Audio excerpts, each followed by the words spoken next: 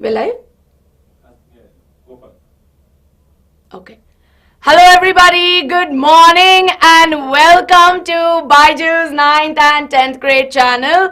I'm your teacher Aishwarya and I welcome you to today's class where we are going to be having the economics Maha marathon class today, where we will discuss the entire syllabus, we will revise it with chapter summaries, and of course we are going to ensure that we practice a lot of questions. But before I get started, students, please do let me know if my audio, my video and my screen and everything I'm writing on the screen is visible to all of you. If it is, could you give me a quick thumbs up in the chat to let me know that we are good to go? Everything is good, yes? Okay, awesome. Yes, I know I was pretty loud there, so really sorry about that. Super. Can we also, Ravi, have the comments set up? Okay. Good morning, all of you. Good morning. Are we ready? Tomorrow is the social science exam. We have about 24 hours, I would say, or less than 24 hours before the examination, and I'm sure that all of you are feeling super nervous, feeling super excited, and I'm sure that you're overwhelmed with emotions. So today what we're going to do is we're going to use your time wisely. We're going to do this particular class in 2 hours. Yes, my aim for this class is that we do it in 2 hours, where we will do chapter summaries, right? So we are going to be doing chapter summaries today, and we are going to be solving important questions. So side by side, make it a point that you have your NCERT ready with you, have your textbook, have your stationery, have your water bottle ready, and be in a quiet place so that all of you can sit and focus, right? So today, everyone, we are going to be summarizing all of it. And for those of you, if you still have not covered economics and you think, "Arey ma'am, last mein ho jayega," I'm sure it's easy, right? Economics is very simple, but ideally, I hope that you guys have revised economics over a period of time, because economics is the most scoring of them all, right? So it is the most scoring of them all, and of course, we will be able to revise. And yes, we will be doing G20 also. G20 bhi main karungi, so not to worry. Yes? Yeah, at the rate at which I'm doing SST, I can only come and I can, start doing that. MCQ session will happen at 4 p.m. Yeah, it's all okay. It'll not be 4 hours. Half an hour, so 11:15. By 11:45, I want to finish off development. That by 12:15, 12:20, I don't want to do sectors of Indian economy. Like I said, I am not here to teach you from scratch. I am here to make sure that I am revising the topic with you, right? That's what is most important, yes? So are we ready? Ma'am, so this revision won't be sufficient. Array, why are you saying that this revision will be more than sufficient? But are you someone who's studying economics for the first time? Okay, how many of you have already studied economics? How many of you are yet to study economics? Yes? So I want you to know that how many of you have studied economics and how many of you are yet to study.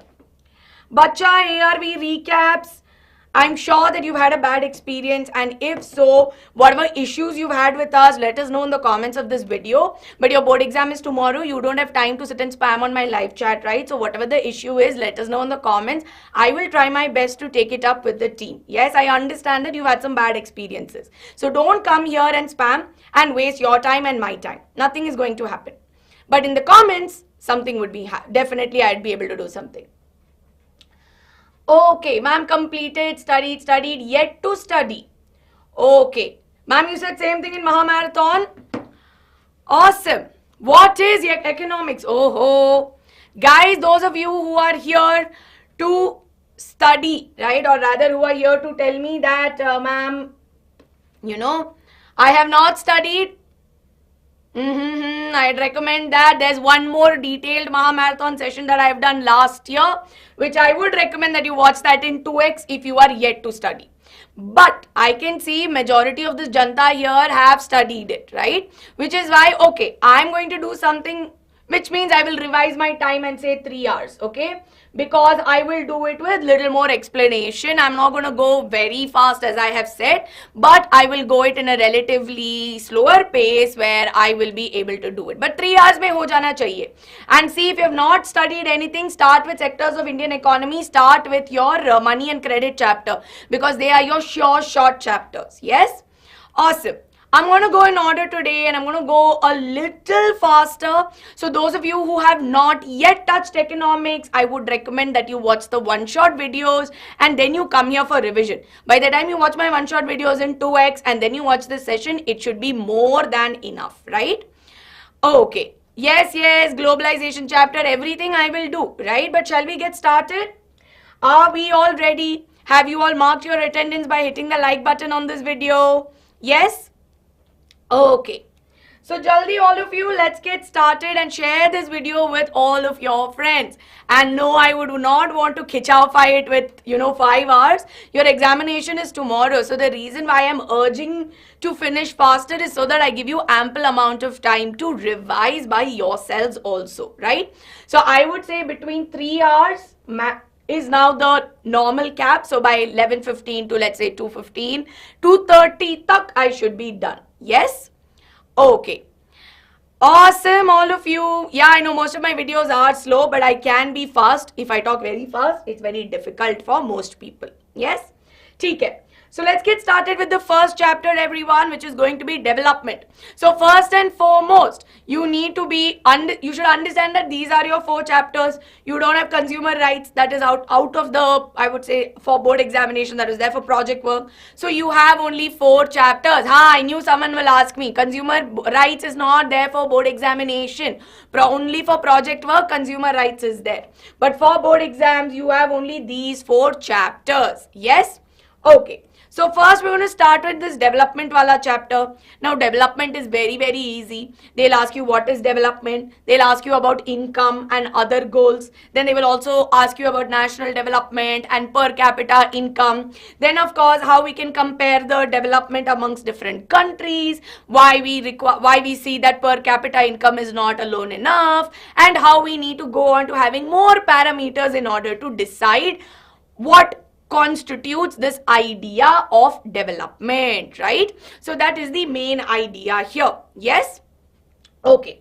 So let's get started with the first one as to what is development. Now, if I say that there is development in the field of biology, or there is development in the sector of manufacturing, or there is development in that individual's personality. What do I mean by this word development? It means that in the context of development of a country, we talk about growth, we talk about progress, we talk about improvements made and the overall evolution or achievements that are there, right? So it includes freedom, participative involvement, economic equality, security, and live life with dignity, right? So basically, yeah, it's kind of like leveling up, right? So mainly the idea is to level up in life. Yes? So in this particular case, all of us, right, we all want to develop, we all want to become better, right? And of course, we all want to do well in life. All of you are here in this live class because all of you want to score 95 plus in your board examination. If you didn't care about your marks, you didn't care whether you make progress or no, you might as well be chilling at this point, right? But you're all at a very serious stage of life where you want to score good marks, right? So why do you want to score good marks? You want to score good marks so that you want to make progress. You want to have chances at better schools, chances at better colleges and better jobs, right? So all of you have developmental goals. We all have a goal setting mindset, right? Or we have that sort of, we have that mindset where we want to achieve our goals. Yes? But now if I ask Alvin's goals in life versus let's say RRT, Proton's, goal in life, or if I ask Devout's goal in life, right? You would all have some similar goals, but you will have some different goals as well. So we see that different people around us have different developmental goals. Now here we are talking at a personal level, right? We're talking about a personal level.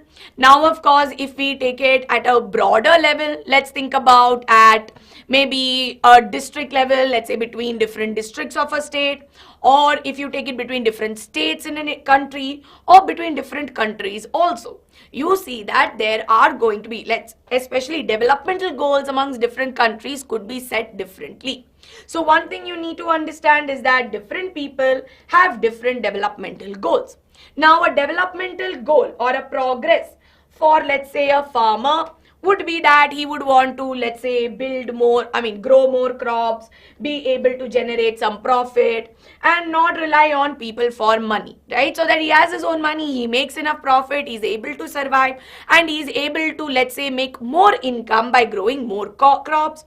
And if he's also able to educate his students, give good education to them, make sure that they also are settled well in life, then that is a good developmental goal for him.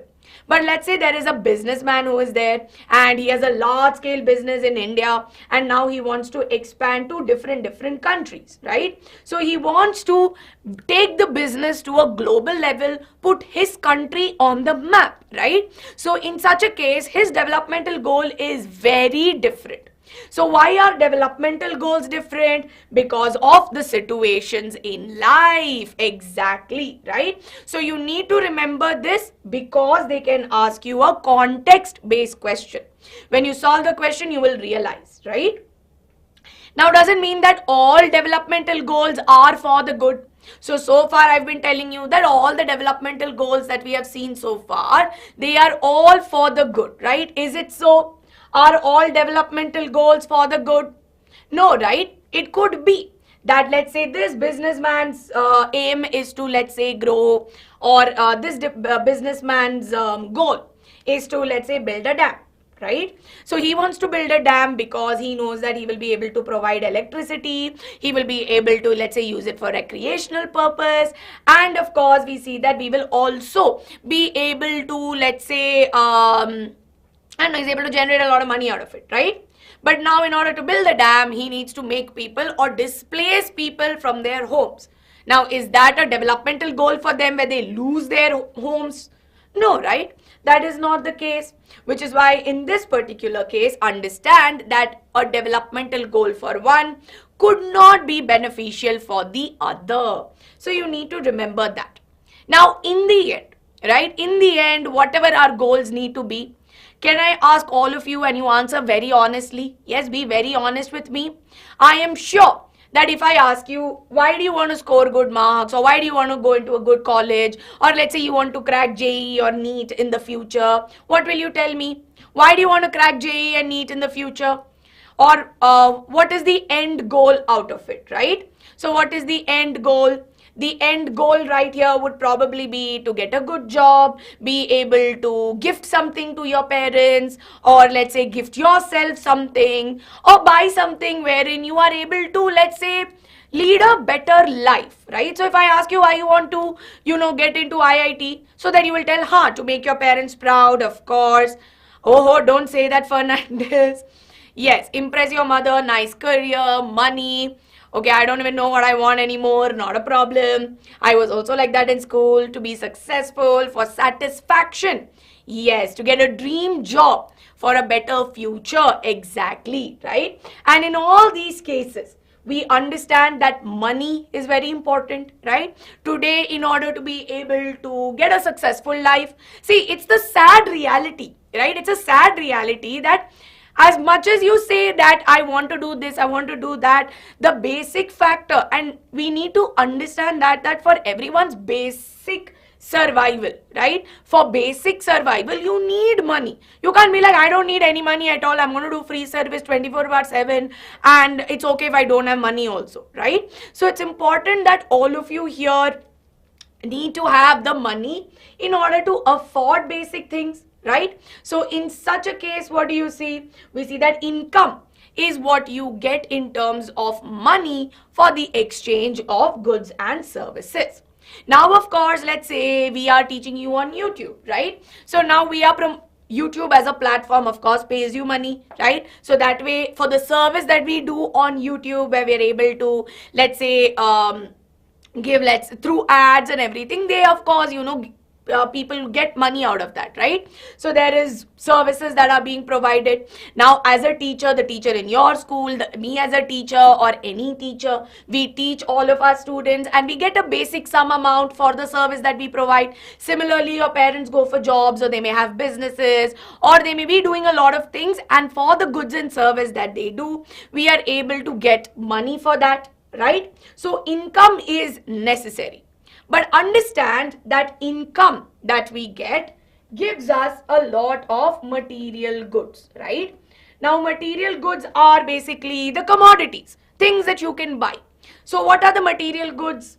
Some of the material goods are, all of you were telling me, ma'am, I want to buy an iPhone. Some of you were telling me that, ma'am, I want to get a good car. Material goods might be, maybe you don't have your own house, right? For example, I don't have my own house. We don't own a own house of our own. We live in a rented house. So maybe one developmental goal that is there could be for me to be able to buy a house, which of course is pretty expensive and of course will take me years and years of saving to probably get that. I don't own a car either. So maybe to get a car of my own could be something, right? For food as well, right? So these are all material goods.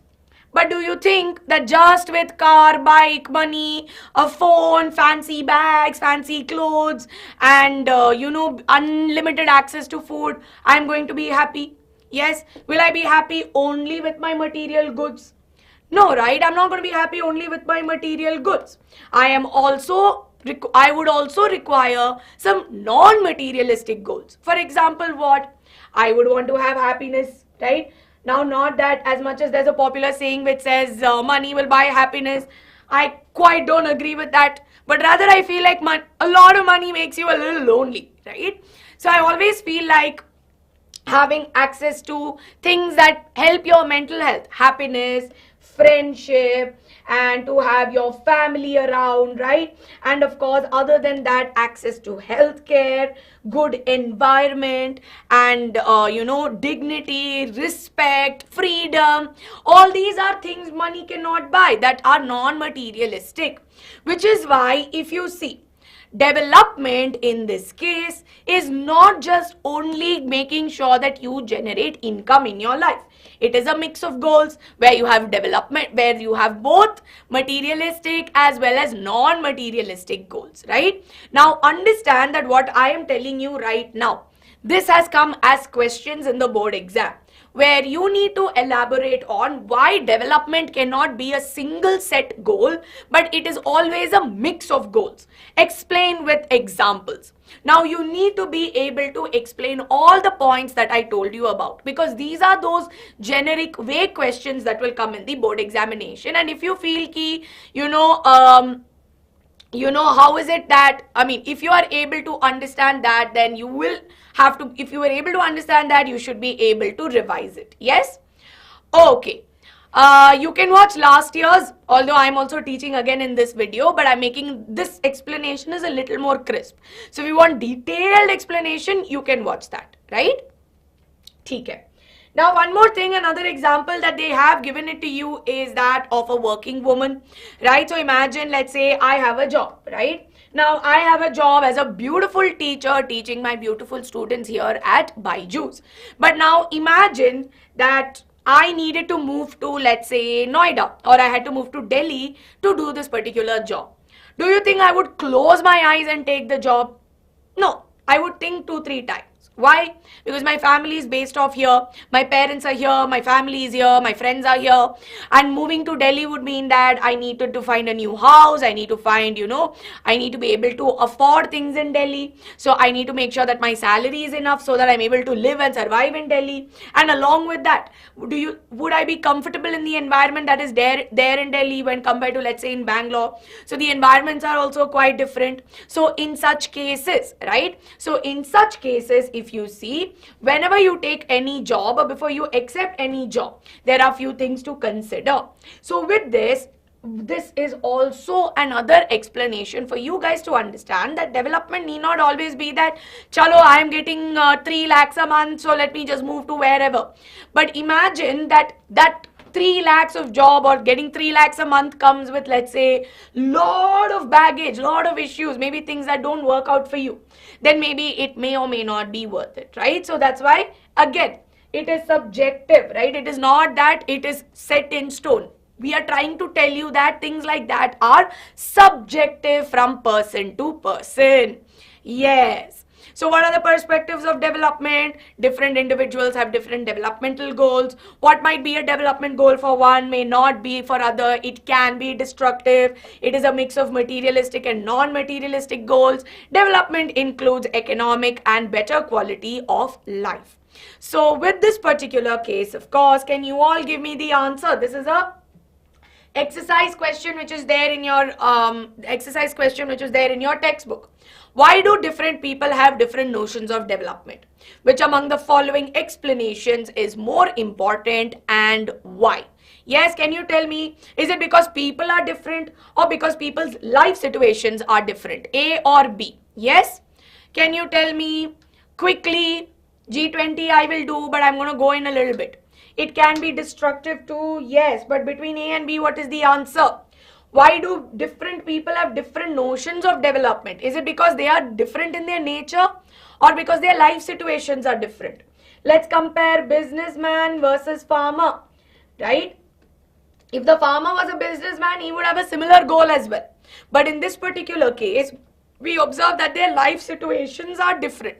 So a girl from an urban family, right? So I live in a city. Some of you may be living in a village. Some of you may be living in different parts. So for example, in a city, one of my bigger problems would be the traffic that I experience. But it could be that only Bangalore has that traffic, and somebody, let's say if you go to Chennai, or rather if you go to, let's say Pune, we don't experience as much traffic as you would probably see in Bangalore, right? So again, life situations are different, which is why in this case, the correct answer is option B. Next up, what do the following statements mean? Justify your answer. Different people can have different developmental goals. Different people can have conflicting developmental goals. So different developmental goals, again, you can take any two examples. You can take example of a student, and you can take an example of a farmer. You can take an example of a businessman. But you need to be able to write the answers. You need to be elaborate on what are the developmental goals for each, right? But in this case, we see that conflicting developmental goals could be that of dam versus people living in that area who are getting displaced, right? So you would be able to write about it. Very good, Mani, Deepak. Very, very good. So here you may have to justify, and these kind of questions can come for 2 marks in the examination. So this right here is very important that all of you are able to understand. See, students, very important that you understand what these statements mean, right? Awesome. Moving on, we have spoken about a developmental goal at a personal level, at an individual level, but let's look at it at a more of a broader level, let's say at a national developmental level, right? Now, of course, if we are a population of 1+ billion, right, 1.3 billion odd, now, all of us will not have that same kind of developmental goal. We all have different kinds. So, what should be the idea of development of a nation be? See, if everyone has different goals, what about the nation? Right? Nation would also have it. Right? So what are some national developmental goals? To make sure everybody gets money, everybody has a job so that they're able to generate money out of it. Everybody is equally treated. There is cleanliness. They live in clean environments and they're not living in dirty environments. Technological advancements are made so that we make life easy. Provide a healthy environment and provide healthcare facilities to all. And of course, give better education to people so that we're able to achieve the remaining things. But now you understand that at a national level, these don't seem easy. Now, if I ask you, can I get access to education? Can I do this? Can I do that? We know that if we are able to get access to education, if we get food, right? If we are able to, let's say, if today you and I have a house over if we have a roof above our head, We are more than privileged, okay? We are more than privileged because there are many of our, I would say, fellow brothers and sisters of our country who still need help with all of that, right? Which is why different organizations, different platforms, different governmental schemes are implemented towards making that happen, which is why we need to work together. So why are you learning about economics? Why are you learning about all of this? Not because you just need to get 20 marks in social and say tata bye bye, but you have responsibility as a citizen of this country, that tomorrow if you see somebody who is struggling with their education, you help them out in your own way, right? You help them out in your own way. See, I do whatever I can. I come on YouTube. For those of you who want free education, we teachers are here. Along with that, if you see, in our way possible, in my way possible, I try to help as many students financially as well. So that's a personal thing that I do, right? Like that, you see so many people who are doing it, which is why you guys also have the responsibility that in the future you should also help out, right? So now in this case, we see that nation has to develop in whatever way possible. So how do we realize, or how do we calculate if a nation is developed or no? Now, there are multiple ways in which we can arrive at this. First way is to calculate the national income. So what is the national income? It is the total income of all the residents in the country, right? It is the total income of all the residents in the country. Yes. Now, why is it important? So in this way, more income means that more of all the things that we are able, right, make more of all the things that humans need, right? So in this particular case, if you see, this was one way in which we were calculating it. But do you think that this is ideal? National income can also be told as the total income of a country. Now, can total income be a wise way in which we can calculate whether the nation is developed or no? I need a yes or a no in the live chat. If I take the total income, will it tell me no? Amount of dollars it has? Yes.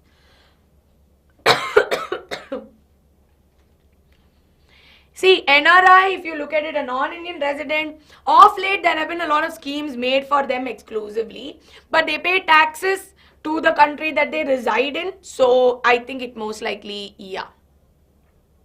No. Why? What is the drawback of a national income? Because if you see, different countries have different populations, right? So if you look at a country like 1.4 billion people, yes, and then you calculate the total income, where you have supremely rich people who have made it to the Forbes richest list, and then you have people who are barely making, let's say, 1,000 rupees a day. Now, if you put all their money together, it will seem like, oh, this country is next level development, so much money is there. But you realize that there is a disparity in the earning population, right? So there is a disparity because if you just calculate it based on the total, you don't realize it. Total is just a sum value. You don't know what is the population base, right? Which is why if you see, total income will not state the average amount that is earned by a person. So average amount, what is the average a person would roughly be earning in this country? We are not able to understand that. And the wellness would also depend upon the population. Let's say that there is a country making 6 trillion economy or more than that, right? Let's go up to, let's say, 50 trillion it's a 50 trillion economy making 50 trillion crores or let's say 50 trillion dollars all in a year or something like that. But what is the population base? What is the mean average that the people are earning? You don't know. You just know that end way they're getting 50 trillion. That would not be the case. We are not able to understand that properly, right? Which is why they decided that a country with a higher average income is well off than the other. Why? Because when you calculate the average, you are dividing it also by the total population. So greater the average, that means that higher the average income, that means the more better off people are. Yes, so average income is also called as per capita income. How do we calculate per capita income? Total income divided by total population. So with this in mind, can we do a quick numerical? I have done this before with all of you, but I'm going to make you do it once again. Two countries have their two countries A and B are given, where let's say monthly incomes of citizens are given as 1, 2, 3, 4, 5. Give me the average income of country A and country B. Very quickly, I want all of you to do this. Don't give it to me for country B, just give it to me for country A. So based on this, can you tell me? Yes? I need you all to be able to give me the answer. Yes. So use the formula. What is going to be the formula? That is going to be total income divided by total population. How do you get total income? Easy. Add all of this. You should be giving the total income. Why am I making you do this? Numericals on the same will come in your board exams. So you will have to pay attention, right? You will have to do it. Okay, I'm getting the answers. Very good. Okay, very good, all of you. I have not done the calculation income, so side by side I'm cross-checking your answer. Very good. Okay. So in this case, the correct answer is going to be 10,000. Awesome. Now in the contrary case, we have country B. Now look at country B. Country B has 4 people getting 500 rupees, right? 4 people getting 500 rupees, while one family alone is making 48,000, right? 48,000, and if you divide this by the total, you are again getting 10,000 as the average income. Yes? Now in both cases, you are getting 10,000. But look at the idea here. You have country A whose per capita average income is 10,000. Country B, which is having 10. But does this mean that country B ka average, that means every average earning in a family is 10,000? Nahi na? Yes, that is not the case. Both are 10,000. So again, what is a drawback of using per capita income? Again, this also is hiding the disparities, right? So there is difference. Now, when you calculate the average, if someone has more, someone has less, the larger difference that exists will not come out through a per capita income. Yes? So normally, if you see, this is a very big drawback that is there. While average income is useful, it is not ideal because we see that it hides the disparity. And over a period of time, there has been a report which has been generated by the World Bank. Now write this down in your textbook. Everybody please write this down. Write this down that World Bank produces which report? World Development Report. What is this based on? This is based on the income that is there, right? So they categorize the countries based on their per annum income. Yes, so they categorize it as high income countries, low income countries, then we have somewhere in middle, right? Lower middle, upper middle and all of that. So based on this, they generate the report. And as per this, we see that if they have a per capita income of greater than 49,300, then they are high income countries. But they have relatively lesser amount like 2,500, they are low income countries. So this is what we understand as World Development Report. Now very quickly, a few more NCQs. Now these are the kind of picture-based questions as well that you can get in the examination. This was there. Leave this, Arjun, you tell me the answer and we'll go. What should be the developmental goal that should be prioritized in this region? What is the answer? Reducing income disparity, combating climate change, end gender violence, or ensuring caste equality. Look at the diagram here and you tell me the answer very quickly and we will move on. Yes? You can send me your doubts, not a problem. Very good. The correct answer is option A. Because from the image, we evidently see that there is a difference in the incomes, which is directly reflected in their lifestyle, as a result of which a developmental goal should be to reduce income disparity. Next question. We have some information given to us. This is a case-based one, right? So total income is not useful for us. Different populations have different total income. Hence, we see that average income is also ideal to calculate. Now, average income is also called as what? The answer is there in the question. What is the answer? The question is, the average income is also called as what? The question statement is not there. That's why. The average income is also called as what?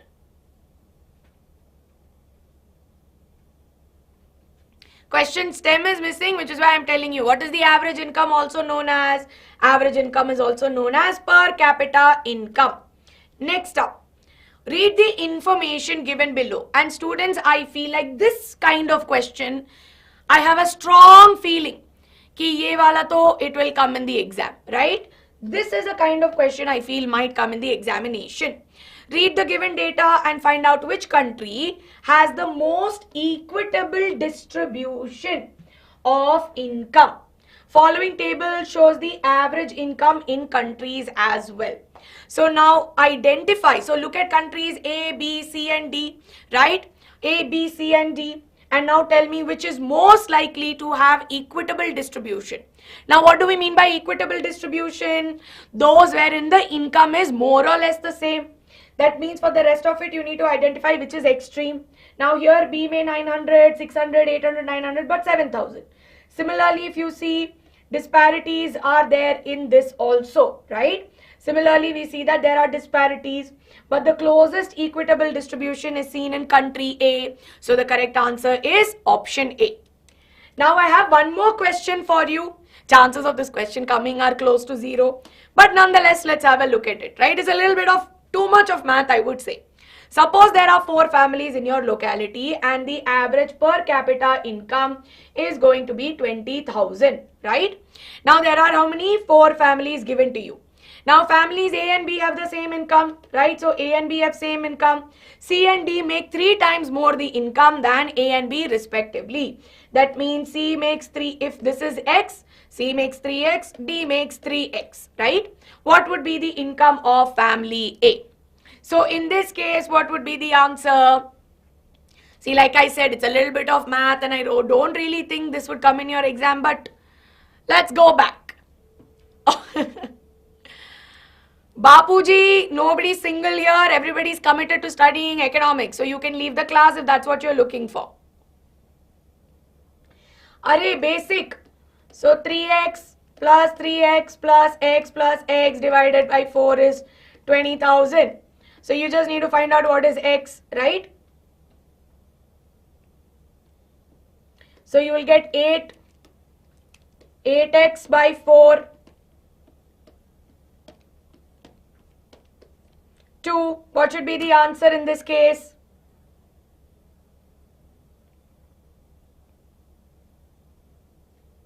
So you're getting 8x divided by 4 into 20. Cut 2 divided by this. Answer is 10,000.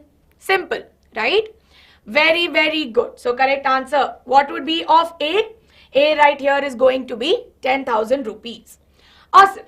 So what are the disparities, right? What are the disparities, or although we saw that per capita income is a better way of judging national development, we know that per capita income alone is not enough because we have understood that there are limitations of per capita income. What are the per capita income limitations? The main limitations is that it hides disparities, right? So it hides disparities amongst different countries. Now similarly, this is not alone enough to judge whether the country has made progress or no. So for example, let me tell you one thing. Now imagine if I have to say someone is a good student. Yes. What do you think are the attributes of a good student? Yes. What are the attributes of a good student? Some of the attributes of a good student are someone who does academically well, someone who is also into extracurricular activities, some of you who are also mainly involved or who's very social. Yes. Now, in this particular case, these are what are the general categories, right? But along with this, I would also say a good student is someone who is emotionally, sound in a way that you are kind to your friends, you help your friends when in need. And of course, for those of you who's very active in class, you are disciplined, yes, right? But most importantly, you are respectful. So in this particular case, if you see, good students have various other attributes also. Just telling that somebody getting 100 out of 100 in every subject is good. I don't agree, right? Someone who is getting 100 out of 100 in every subject could also be a little rude to his friends, may not help his friends out, or may not be very good at sports. So in this case, it's a very subjective kind of thing to say that what is a good student. So one parameter alone will not tell us if somebody is good or no. Similarly, income alone is not enough for us to judge whether a country is developed or no, which is why we have other attributes of development, right? So here this case study is given, right? This particular case study is given, and I'm telling you, pakka isme se one MCQ will come. One MCQ on per capita income, one MCQ on this. See, development chapter में से maximum MCQs आता है, and then case based questions come, which is why those of you who are thinking to skip development, please don't, you will score marks in the examination, right? Okay, so let's have a look, all of you. We have the first case where we are talking about other attributes of development. Now in this particular case, just based on per capita income, we see that Haryana has the highest per capita income. So thereby, ideally, we should say that it is the most developed. And at the same time, we say because of the per capita income in Bihar, this was a case study given in NCERT, because when compared to the remaining three states, Kerala, Haryana, we see that Bihar is relatively lower income. Hence, do we say that it is least developed? But this alone is not an indicator, which is why we use other parameters like the health, access to education, all of these things, right? So some terminologies that you need to know. Infant mortality rate, right? So what is infant mortality rate or IMR? Yes, everybody, please write this down. What is infant mortality rate? It indicates the number of children that die before they reach 1 year, right? That means before they complete one entire year, if they are not able to live. Let's say this number out of every 1,000 live children. Now, why are we using the word live children? Because sadly, we know that during birth, there are chances, right? There are chances, maybe due to some complications, the child who is born may, sadly, right? It's really sad to say this, but it's the sad reality that in some cases the baby not make it after the baby is born, right? Due to some complications or maybe due to some infection that it has got. Which is why when you're calculating the IMR, we are talking about the live children that are being born, right? Now, if let's say a baby is born and it does not make it up to 1 year, then it comes under, or this number gets calculated. Now, why are we calculating this number? Let's assume that a baby was born, right? So let's say a baby was born and let's say the baby had some complication. Baby got a disease like pneumonia, or let's say baby had some kind of disease that it has contracted, let's say during its 3rd month or its 4th month. What will the parents do? The parents will take it and the parents will take the baby and go to the hospital to get treated. Now, access to hospital, availability of facilities, how many trained skilled people are there will all impact whether that baby is going to survive, right? So ideally, the lower the IMR means better healthcare facilities are available for treating any kind of disease, which indicates that there are good healthcare facilities. Yes? Okay. What does IMR do? Like if you're healthy, it's not the case. If you are healthy, that's a different issue, right? That means that IMR would relatively be lesser.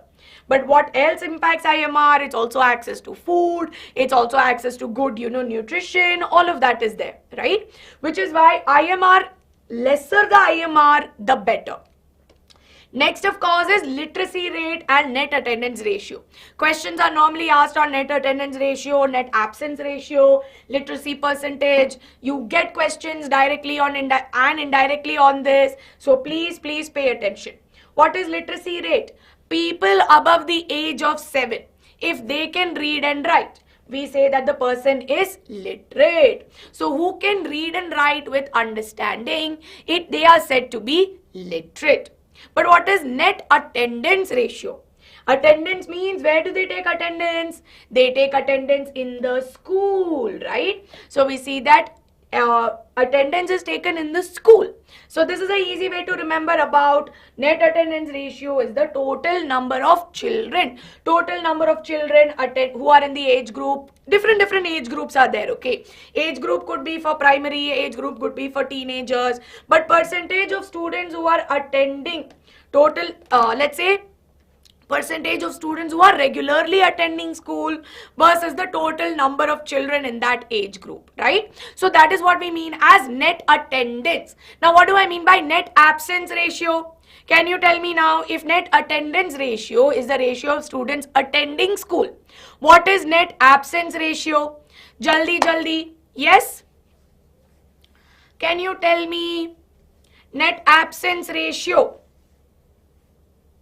There was a question in last year's board exam asking you for the net absence ratio when the attendance ratio was given. Amina, yes. 6 to 8, I think in the textbook it is given as 6 to 10 years who are attending primary school. It could also be with respect to high school also.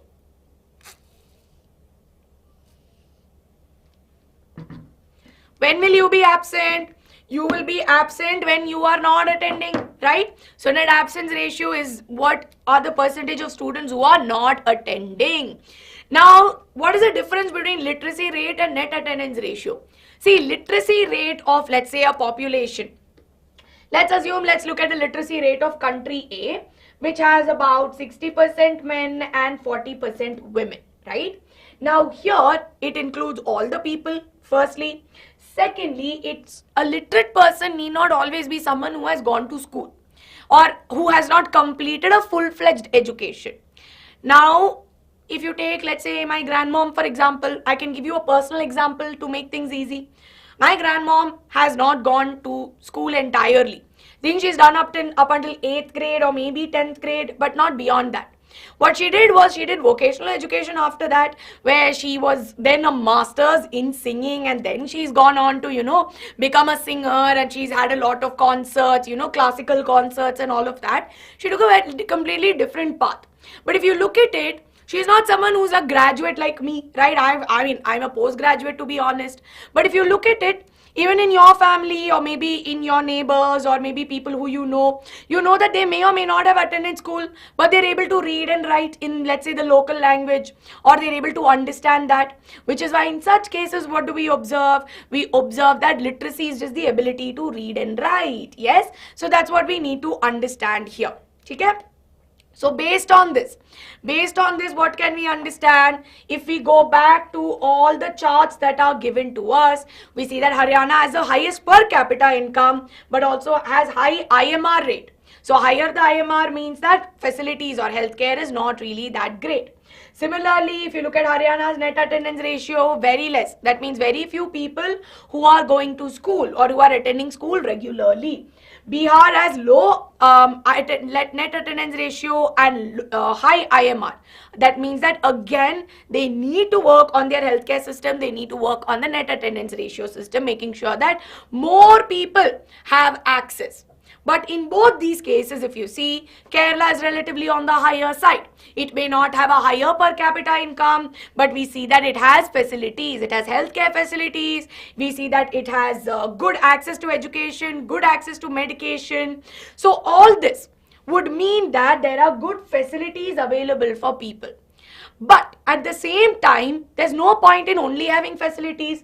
People should also go. You imagine you have hundreds and hundreds of schools. But people are not going to the school. They're like, I will not study. Abhi main nahi padh raha. I am going to be chilling now. I am not writing board exam. Why should I write board exam? I'm just going to sit at home and do something else, right? So if you look at it, there's no point in having a facility until people are willing to participate in the facility. Which is why in such cases, what you observe, community participation is important. So development is not just about people getting engaged or having the facility, but it is also about you using that facility, right? So it is important that you need to do. Shrijit, is it so? No, it is read and write in general, reading and writing, not highly specific, Kritika. So there they will always say in percentage only anybody's ability to read and write, right? Which is why if you go to any place, at least I would say speak about India, if you look at India, right, whenever you go for the, we always see that apart from English, you'll also have it in the local language also. Let's say a form or any important document, you'll always also get it in local languages in certain places, right? Okay, awesome.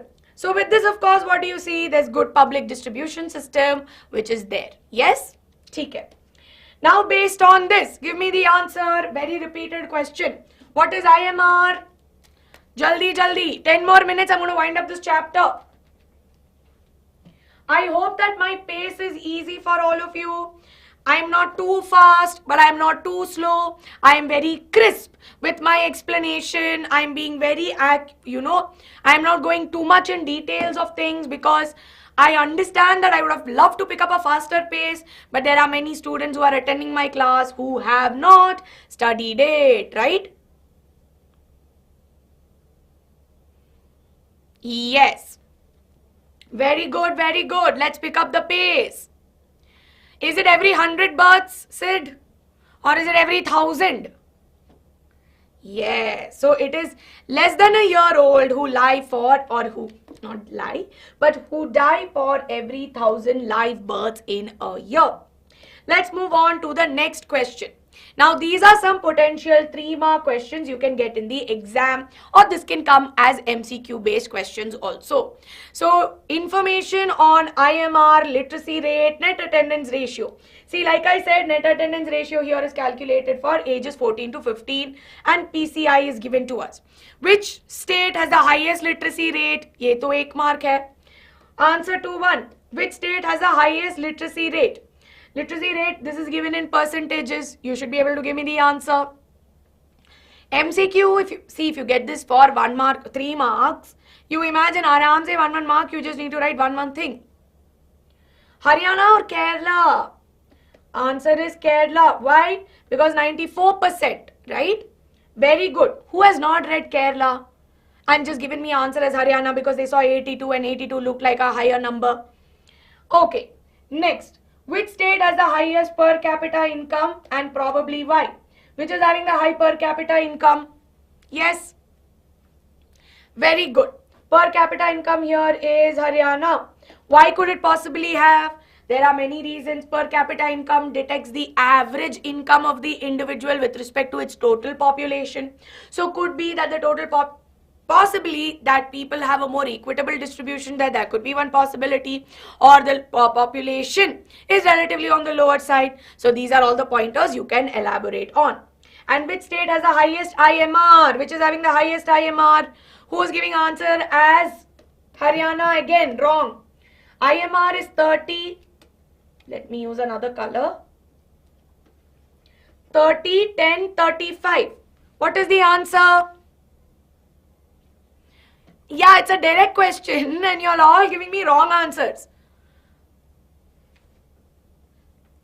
Highest IMR. Sid, read the question. So higher the IMR number, higher the IMR, that means healthcare facilities need to have some improvement. Lower IMR means that lesser number of deaths. So if there are lesser number of deaths, then it means that they have good healthcare facilities. So based on this, what do you see? Answer has to be Bihar. So based on this, what can you understand? Okay, just 1 second. The pen was not working. The answer here is Bihar. So based on this, what can you infer? That means that if they have higher infant mortality rate, it could mean that their healthcare facilities are not up to the mark and we need to work on them. So are we clear? Yes? This can come as case study also. Yes, it can come for case study. Next question, analyze the data and answer the given questions. Again, you have the same similar graph given to us Which state has highest literacy rate and lower literacy rate? Now you should be able to give me the answer. Highest, of course, is Kerala. Lowest here is Bihar here, right, which is lower. What is net attendance ratio?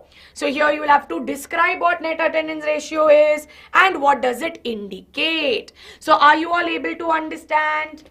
Yes. Now do you know how to write the answer for the same? Are we good to go, students? ये वाला competency based question है, ये वाला question जरूर आएगा. See, I am putting a star mark here because I am 100% sure that this question is going to come in the exam. This is very, very important, right? So the first thing that I told you initially about PCI calculation, the second thing that I showed you here, this can come as case study also. In your previous years, if you look at your PYQs, we have solved very similar questions on the same, right? Very, very good. ठीक है. Now let's go on to body mass index. Now body mass index is something again which also tells us, right? Now what is body mass index? BMI is basically going to be weight in kg. Many of you here were asking me, ma'am, BMI kya hai? BMI is basically the weight in kg divided by height square. Write this formula somewhere in your textbook and keep it, right? So here it will be measured in meters, right? So it basically tells us about, with respect to my height, am I of the proper weight, right? Now, am I of a proper weight? That is what a body mass index will detect. Now, I am 5'2" and my weight is roughly between 52 to 55, in that range, okay? I could be more probably, or I might be lesser as well. Now, there was a point of time, right? There was a point of time when, of course, my height has not increased from the past, I would say at least for the past 17 years, I've been of the same height, right? But of course, in between, I went down to 49 kgs or 48 kgs. So this was when I was 22, 23. When I was 48 kgs, I was so thin that people used to make fun of me. That if one wind comes, I will go flying, right? Because that is how light I was. Now, based on 48 kgs, I was not eating properly. It's not that I did not have access to food, but it's just that I wasn't eating right. I was very stressed out. I used to overwork myself quite a bit, which is why what happened, I kept falling sick. And I still continue to fall sick regularly, which is why now I make it a point that I eat well. See, I don't care what happens, but as long as I'm eating well, I'm eating right, that keeps things, or that keeps me on the safer side. Range of height can vary, right? It's not that everybody has a fixed body mass index, but roughly between 18.5 to 24.9. If you come in that range, then you have good body mass index. But if you have less than that, then you are underweight. And if you have more than that, you are obese or you are overweight. Now, why do we calculate the body mass index of individuals? Now, this goes on to tell us about if in a population, there are many people who are underweight or whose BMI is on the lesser side, then that means that they don't have access to good food, right? So they don't have access to good food, or they don't have access to nutritious food. Yes? See, if they give you the body mass index and they ask you what you can infer from that, you should be able to, let me know. Like, you should be able to infer that, right? So in this case, if you are not eating right, if you are not eating healthy food, it's going to affect your growth and development, which means that it is going to indirectly affect the way your body is as well, right? Which is why in such cases, it is important that you all are able to eat right. Yes? Now see, you are all growing children. So whatever is your BMI at this point, you should make sure that you eat well, you exercise well, so that you keep your BMI at a normal rate, right? So normally what happens is when we are in school, especially because you guys are teenagers at this point, okay? So much of your body is changing. So much of your body is changing, so many changes are happening around you. Obviously, your body is still reacting to it. All you need to do is not stress out about the fact that I'm too overweight, or I'm too thin, I'm too skinny. See, love your body for what it is, right? I have not been able to do that for a very long time, and only now I come to terms with however my body is, right? You need to love your body for what it is. I'm sidetracking, I know, but I'm just giving you a piece of information for the future. Love yourself for who you are. Love your body for what it is. As long as you are eating right, exercising right, and you're not falling sick, be grateful that you have a healthy working body. So we need to be very, very important for that. Yes? Now this is all about BMI. I sidetracked, I know, but I hope now we are clear. Yes? Calculation of BMI. Chances of coming in board exam are very less, but I have seen some assertion reason questions on BMI. So be careful, right? Learn BMI. Healthy body, 18.5 to 24.9. Yes, yes. Screen hai. I mean, it's there on the screen. Now, if this is the case, right now, if you see in all such cases, you and I are getting confused now. Abhi tak we are still contradicting about what is development. So, how do you measure development? So, over a period of time, if you see, health, education, food security have all become primary parameters, right? Which is why if you see, they have devised something called as a Human Development Index. Now, before I tell you Human Development Index, many of us get confused with what is Human Development Index and what is a Human Development Report. How many of you get confused with these two terms? Difference between HDI and HDR. How many of us are still confused? Stop getting distracted with your BMI and all of that. This is the time to be discussing or how tall you are, what is your body weight. Social science exam mein aayega, no? Okay, what is your height? Write about it and tell me why, what is your BMI? What are you eating every day? Nobody is going to ask. Okay, everybody is astonished that somebody is 186 kg. Arey, 186 centimeters, normal. I mean, it's okay. I've come to terms I'm only 150 centimeters, so it's fine. Ma'am, I'm confused. I know, right? So in this particular case, what do you see? What is HD? Okay, let's think about it this way. Now, fine. Now in your school, right? In your school for your seniors, you would have seen how after the board exam result comes, they publish one report saying that this person, so let me put my name only. Aishwarya was the school topper who secured rank 1 in her board examination. Uske baad we have Ankita, then we have Arshdeep, then we have Saurabh and many others who have come to the top 5 and they give out a report saying that this is our CBSE board result. Yes, how many of us have seen this, right? HDI means bank. No, it does not mean bank. You listen to me first. Okay. Yeah, my brother is 190.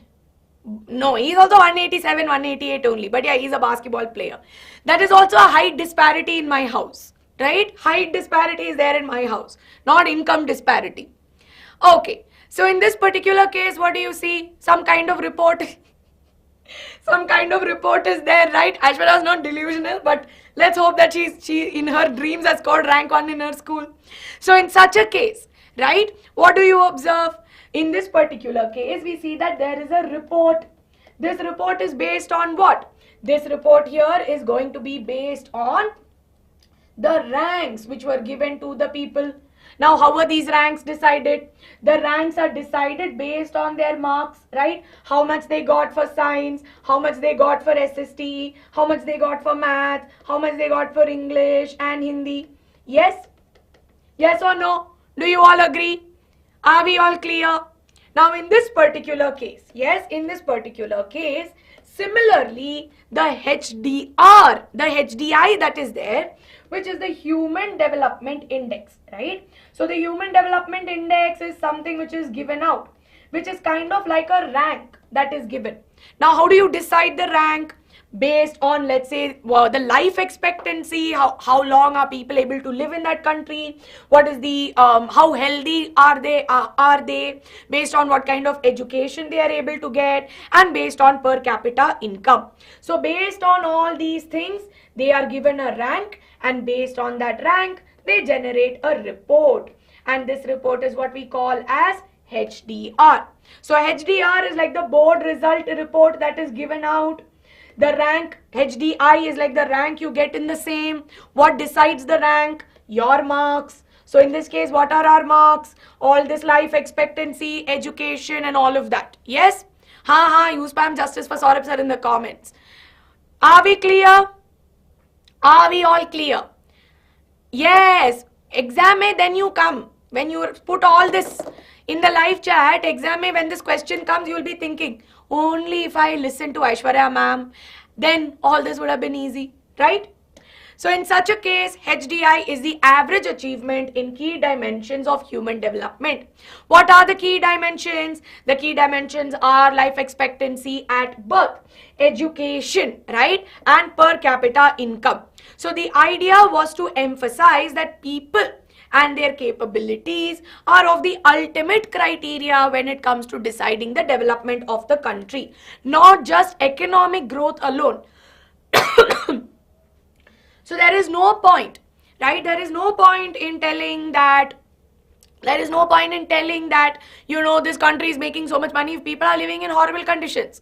But a country is truly well developed when we see that they are able to, you know, not just generate income, but there is well-being of the people also. So you can say that HDI is a sum measure. So you can use the term measure for this, right? It is the measure of average achievements like life expectancy, education and per capita income. Now what is life expectancy? The average expected length of the life of the person during their time at the time of birth. So for example, how long will people live? So in India, average life expectancy is between, let's say, I think about 65-ish, right? In Japan and all, normally you see that people are able to live longer, but for them, the population problems are quite different. Then, of course, the next one we have is education, like average years of schooling that adults experience, expected years of schooling for children, then per capita income, we know, right? So in such cases, all these dimensions, look at this, all these dimensions that we observe will indicate this, thereby it will give out the HDI or the Human Development Index. Now this Human Development Index, so they will give some rank. This has, let's say US has HDI of 7. I'm giving random numbers, okay. Spain has HDI of 15. Then let's say Somalia has HDI of some random number. Now based on all of this, right, countries are ranked as per their HDI value. So HDI ka rank is given for everyone. Now based on HDI ranks, out of all the 189 countries, a report is generated.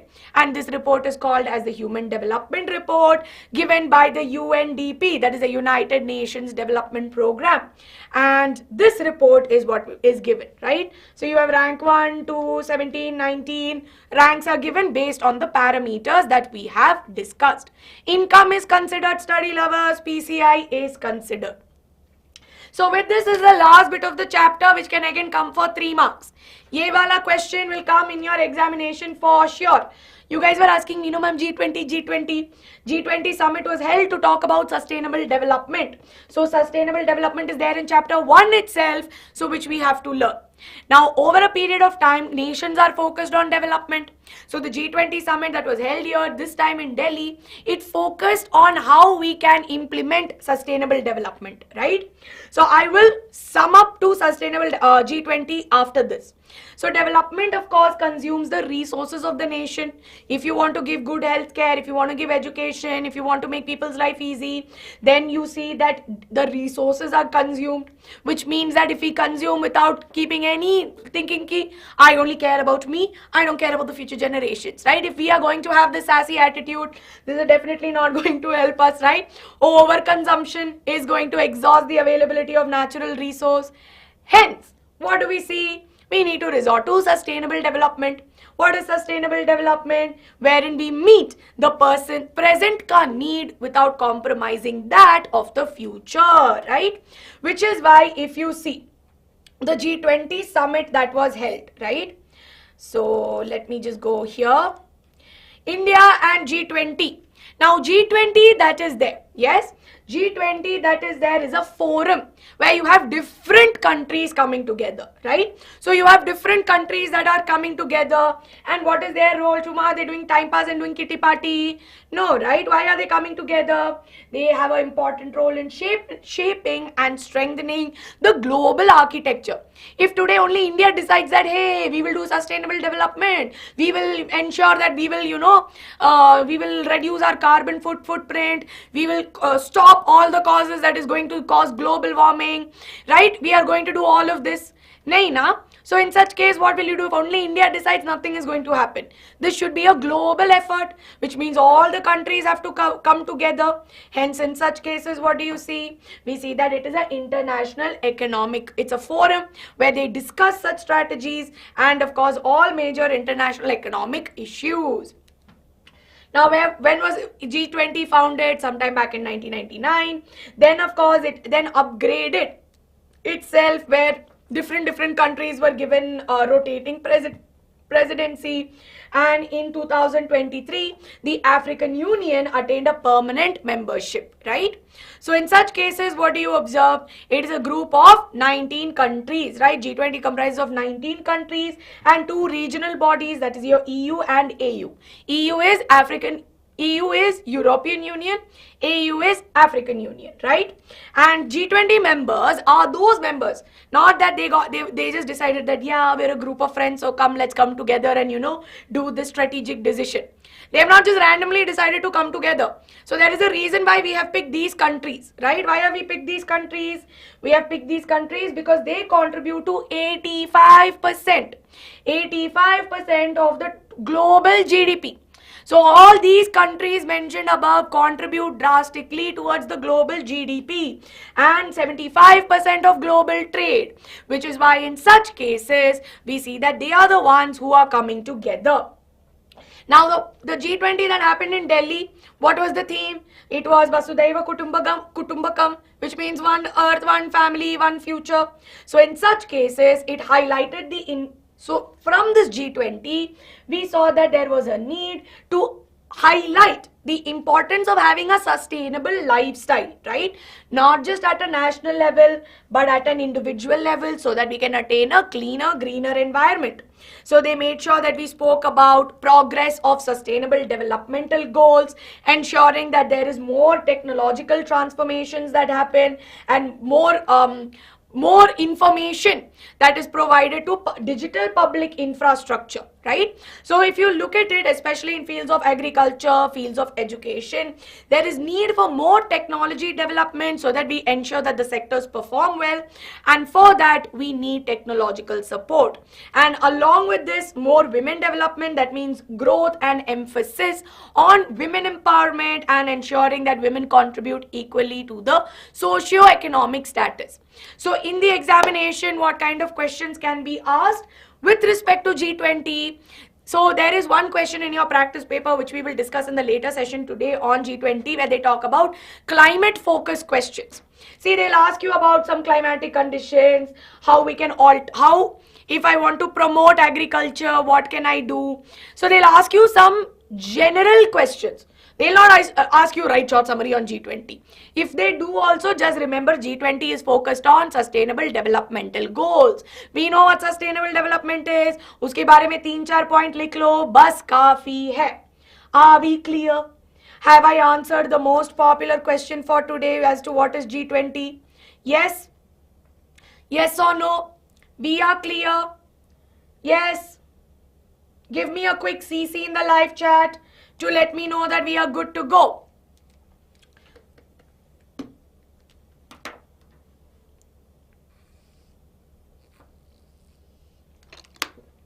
Awesome. Learn some of the countries, Maha, they may ask you. 3-mark and 5-mark questions, case-based questions will come from sustainable development.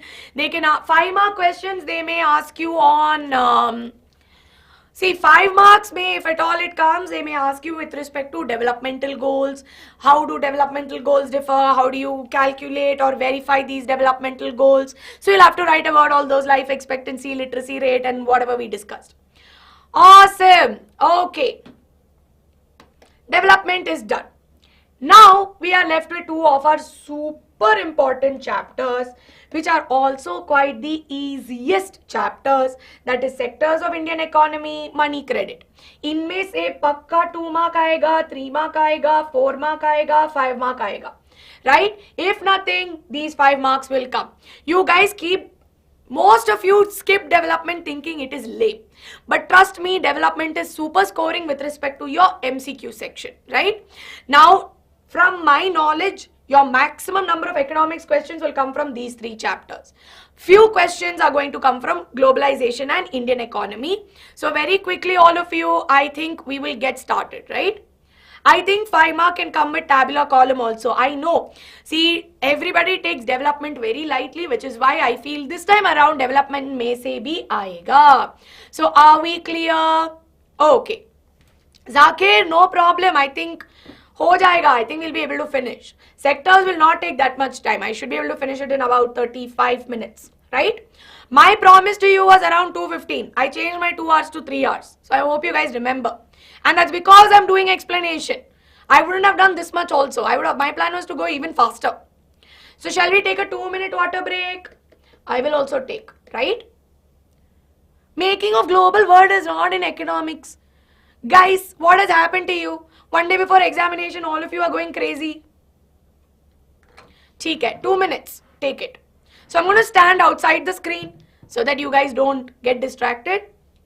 I'll be back in 2 minutes. I'm right here only.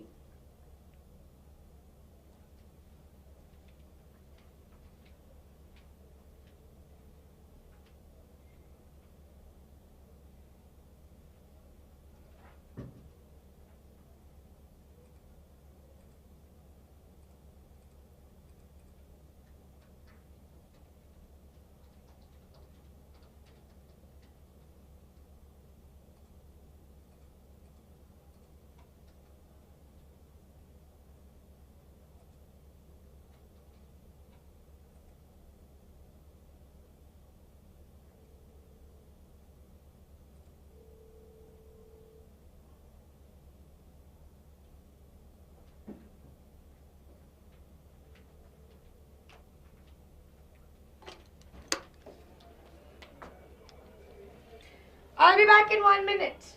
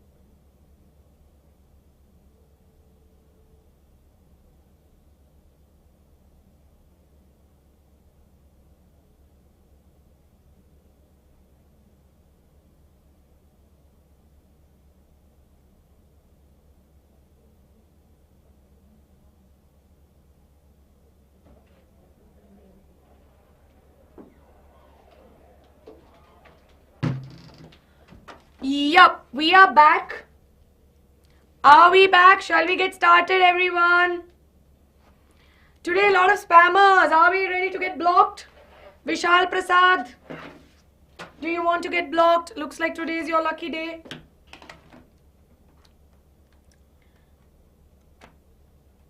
Okay. Awesome. Array. Tomorrow we'll just not have paper analysis, okay? We will just do paper discussion. How was your paper? Sab theek thak? Theek hai. Then we let you go for math paper immediately. Yeah, I'm only blocking. There's nobody else with me today, so I will block soon. But stop spamming, guys. Board exam one day. It's just one day. Yeah, we won't have. You just tell me if paper was easy or tough. That's all that is needed. Cool. Shall we get started? Okay. Let's move on, everybody, to sectors wala chapter. Sectors is very important because you know that sectors is a very simple chapter also, by the way. Kalaman, please tell me your real name, or is that your real name? If you're not able to understand bacha, that means you need to watch one short video. Yes? Okay. Yup, you still have math. That's a long journey. Super.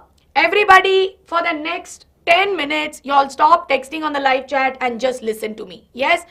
Ramesh, I'm very unaffected, so please, you have board exam tomorrow, listen to me. Yes? ठीक है.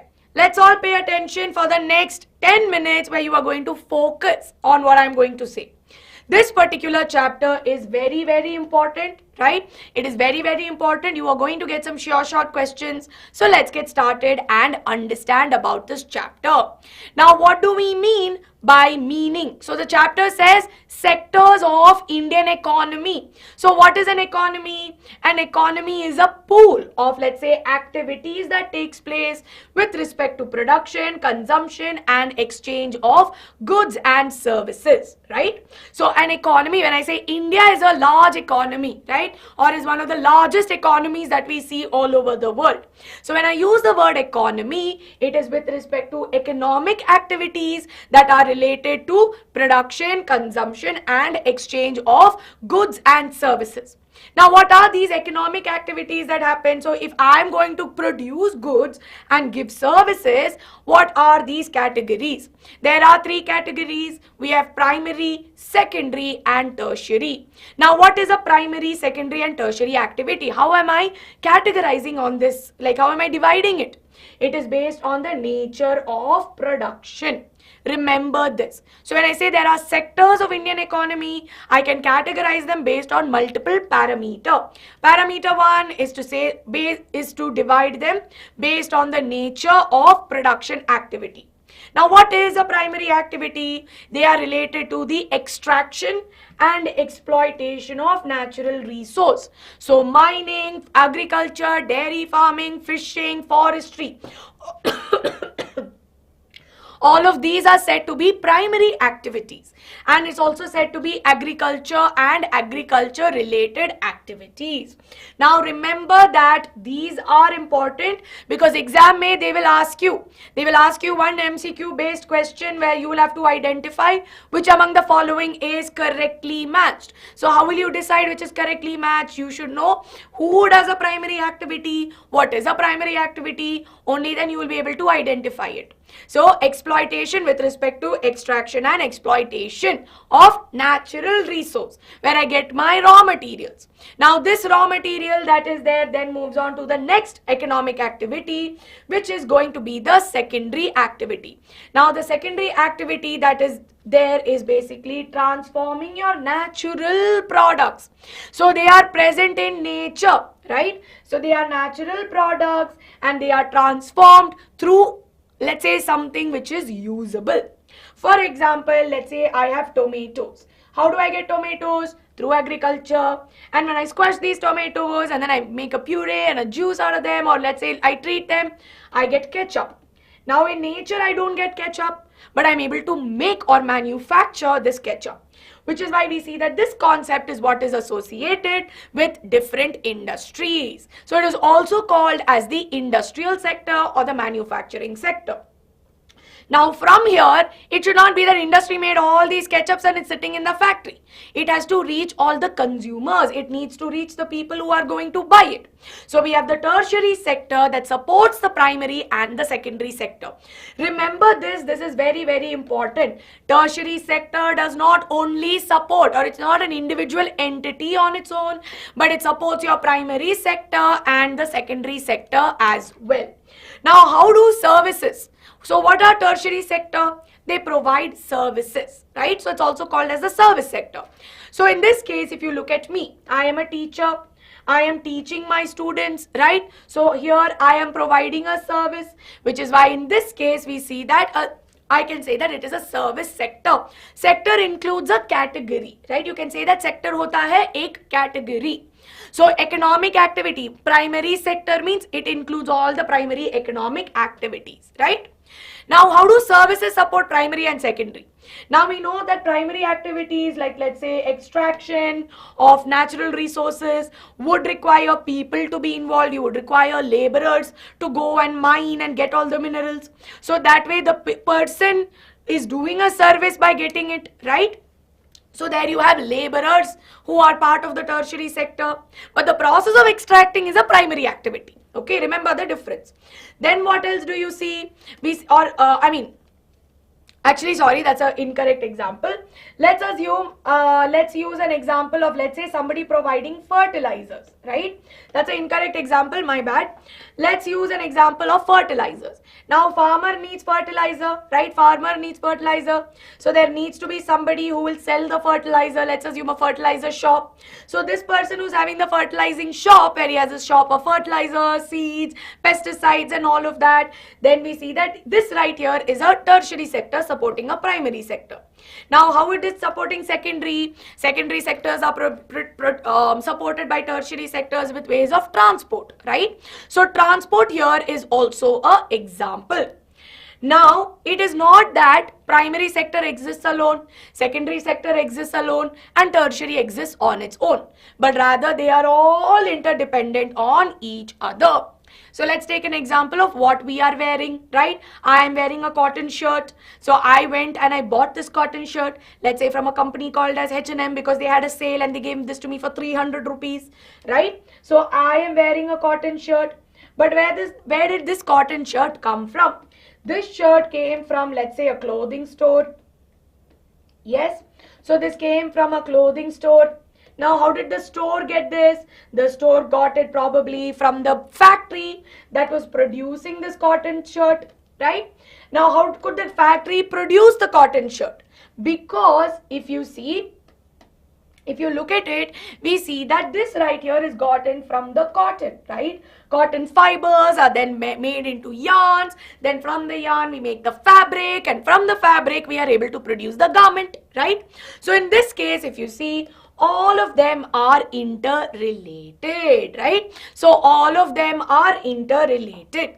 So now if this is the case, right? If this is the case, we see that not everything. Now understand that if we have, let's say, so many steps that are coming in between, it need not always be that something that I'm going to get from one sector. So we have primary sector, we have secondary sector, and then we have tertiary sector, right? Now individually, right? So let's have primary, secondary and tertiary. And what did I just tell you? They are all economic activities, right? So they are all economic activities that contribute towards the economy. Now, how will you decide how much of primary sector is contributing, how much of secondary sector is contributing, and how much of tertiary sector is contributing? Because what is happening? We are seeing that some amount of primary sector is going into secondary, some of this is going into tertiary. So how exactly are we assessing this? So that is where there is a concept of intermediate goods and final goods. So do you all have your textbooks open with you? Do you all have your textbooks open? Yes or no? Jaldi say. Those of you who don't want to study, please get out of my class. Yes? Okay. How many of you have it? And in that, how many of you are able to notice that there is something which is given about biscuits? Wo biscuit wala example is there, right? Biscuit wala example. Now we know that in order to get biscuit, right? Let's assume that in order to make biscuits, we see that I get biscuits from wheat. Yes. Now where does wheat come from? I have wheat here, which is produced as wheat grains, right? So I get wheat in the form of wheat grains. Yes. Now these wheat grains that are there are the final product in the primary sector. Okay, this is the final product. And assuming I got 10 kgs of wheat from this. Now imagine I gave 5 kgs to Aishu Biscuits factory, right? So I gave it to Aishu wheat mill. 5 kg, where did I give? I gave it to Aishu wheat mill. So what did they do? They took my wheat grains. They took the wheat grains and they made it into wheat flour, right? So they made it into wheat flour. Now end में what do they have? They have 5 kgs of wheat flour. Now once they have 5 kgs of this, let's assume they gave 3 kgs to the biscuit company, right? So they gave it to the biscuit company in order to produce the biscuit and then sell the biscuit. So in such case, what would be the final good, or how much of wheat am I finally getting from primary sector? How many of it am I finally getting in the primary sector? How many kgs of wheat am I finally getting? Will I say that I'm getting 10 kgs? I made 10 kgs here. How much can I calculate from this? I will get only 5 kgs, right? So 5 kgs here is said to be the final good, right? Worship wave, you will know the answer if you pay attention. So we see that 5 kg is given out as wheat grains. I have made no alteration to that. I have made no alteration to those wheat grains. Only 5 I gave away to my Aishu wheat mill. But remaining 5 I have. This I will sell directly to the market, right? I will directly sell it. So this is my final good in the primary sector. But the 5 kgs that I gave to Aishu wheat mill, that will be my intermediate, right? So it is going to be my intermediate good. So are we clear? Intermediate goods are those goods which are given, right? Those are given. Now in your textbook they have given you 20 rupees, 25 rupees, they have given you with respect to money also. But now I am not putting a money value here. I am not putting money value, I am just explaining it to you with respect to kgs. So there will be some money coming from this 5 kgs, right? So there will be some money that will come out from this 5 kgs. Yes? So that is what I want you to understand, that that is the final good. So intermediate goods are those goods which are used for further production, right? While final goods are those which are directly consumed by the consumer and are not meant for further processing. So here I wanted you to just get an idea of what is a final good and what is an intermediate good. Yes? Now, if that is the case, how do I calculate my value? What is the price that I am going to put on this biscuit? Because it is coming from raw materials that I get from primary and secondary sector. So every value of good is calculated in monetary terms. That means you have to put money to it, right? Only the value of the final good is considered, and final goods are those which we consume directly, while intermediate are those which are used in production. So if I go back to that, so now that we have understood this, 5 kg, 10 kg concept, so let's take the example from your textbook itself, right? So let's assume that there is a farmer, okay, he has made wheat and he gave 1 kg of wheat for 20 rupees. He gave it to Aishu wheat mill, right? So Aishu wheat mill. What did they do? They now made wheat flour. They made wheat flour and they decided to sell it at 25 rupees, right? So they decided to sell this as 25 rupees. Now what has happened? They have bought wheat, but along with that they also require other raw materials to make the biscuit. So then they will make the biscuit and finally they will sell it. And now when they sell it, they need to add the money of the intermediate goods also. So that's why you might buy a biscuit, let's say for 45 rupees. So if you look at it, the biscuit you buy for 10 rupees, 12 rupees, or let's say even biscuits that you end up buying for 50 rupees. How are they deciding that we're going to sell it for 50 rupees? Chuba time pass, they decide that, oh, this product has this much of, this product, I feel like giving, I made Oreo biscuit. Oreo biscuit looks fancy. There is nothing black and white in color, so I'm going to give it for 100 rupees per packet. That is not how they decide to sell things. They decide to sell things based on all of this. So the raw materials that come from every sector accumulate and then they put a price. That is why we see that when the value is calculated, they calculate the value of the final goods, right? So the final good already includes the price of everything that you used in between as well, right? So all factors are included, yes?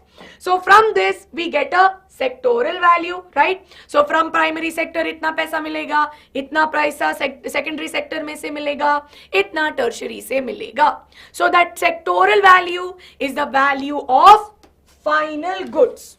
Oh, where's the pen? Oh, it's here. Sorry. So what is the sectoral value? Sectoral value are the final goods and services produced in that particular sector. So based on this, what do we see? Based on this, we see that we get sectoral value from primary, secondary and tertiary. So are we all clear? Yes, are we all clear? Can you give me a quick CC in the live chat and let me know that we are all clear? In the meanwhile, let me block all my dear spammers who just want to know where other people are from, not caring that tomorrow is their SST exam. Very good. Very good, Pratiti. Very, very good, right? So in this particular case, the value, right? Very good. Okay. Kavita Sharma, पढ़ना नहीं है तो please जाओ class से, तंग मत करो मुझे please. See, I'm learning Hindi also in the meanwhile. ठीक है.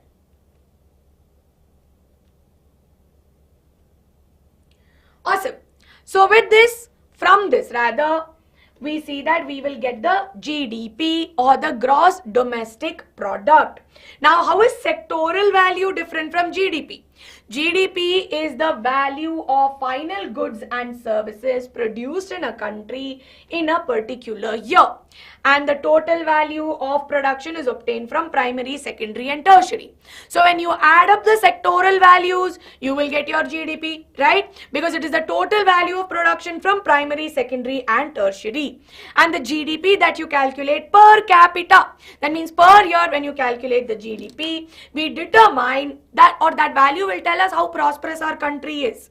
So higher the GDP and higher the GDP that we see, it means, or if there is growth in the GDP, that means that we have progressed in our, let's say, we have made progress, right? Economic progress has been made. Now, how do you calculate GDP per capita? It is GDP of nation divided by its population, right? So I hope now we are clear. And GDP also gives us an idea about how big the economy is. So this is there in your textbook. Please underline this. It is very, very important, right? Now moving on to the next topic here. Yes. So the next topic that we're going to be discussing about is who is going to be calculating or who measures this. Now GDP, we see that the Central Statistics Office under the Ministry of Statistics and Program and Implementation is the one which measures the GDP. Now, more than understanding what is GDP, you need to talk about the contribution of the sectors in GDP, right? And this is a sure short question which you will get in the examination. So, if you see, there are two of these graphs which are given in your textbook. Have we all marked this? Have we all marked the important graphs which are there in our textbook? So, we know that initially there is a graph showing us the contribution of different sectors in the year between 1973-74 and let's say 2013 and 14. So in this particular case, agriculture was a major contributor, right? So we see that agriculture was a major contributor, but over a period of time there has been a gradual shift, right? So primary sector was the major contributor in the early years. But over a period of time, to which sector have we seen the shift happening to? We have seen that shifting has happening. Shift of contribution to GDP has moved from primary to tertiary sector. So then comes your sure short question. How does or why is it that there was an increase in contribution in the tertiary sector? Why is tertiary sector important? Why is there a rise in people moving towards a tertiary sector? ये सब आएगा जरूर. Textbook में से star mark कर लो, please. Yes, this is very, very important. So over 40 years, although primary sector has contributed, there has been an increase in tertiary sector, right? Which is why is that important? Because we see in this particular case, firstly, over a period of time, there has been demand for service, right? Population has increased, which means services have increased. So basic requirements exactly like educational institutions, police stations, teachers, banks, transport, all of this is very, very, is needed. Point number one. Point number two, development in agriculture and industry also gives to services. So it shift to tertiary sector not only happened because we needed basic service, but rather what did we need? We also needed that the primary and secondary sectors were also growing. So initially agriculture developed. When agriculture developed, it made way for more manufacturing industries. When more manufacturing industries came up, we saw that there was need for more service. So it was a domino effect that happened, right? So greater development in primary and secondary sectors would create demand for more services. Third point, income levels were rising. People were making more money, right? Now today if I ask you, if I give you all 10,000 rupees, let's assume I give all of you 10,000 rupees. What will you do with this 10,000 rupees?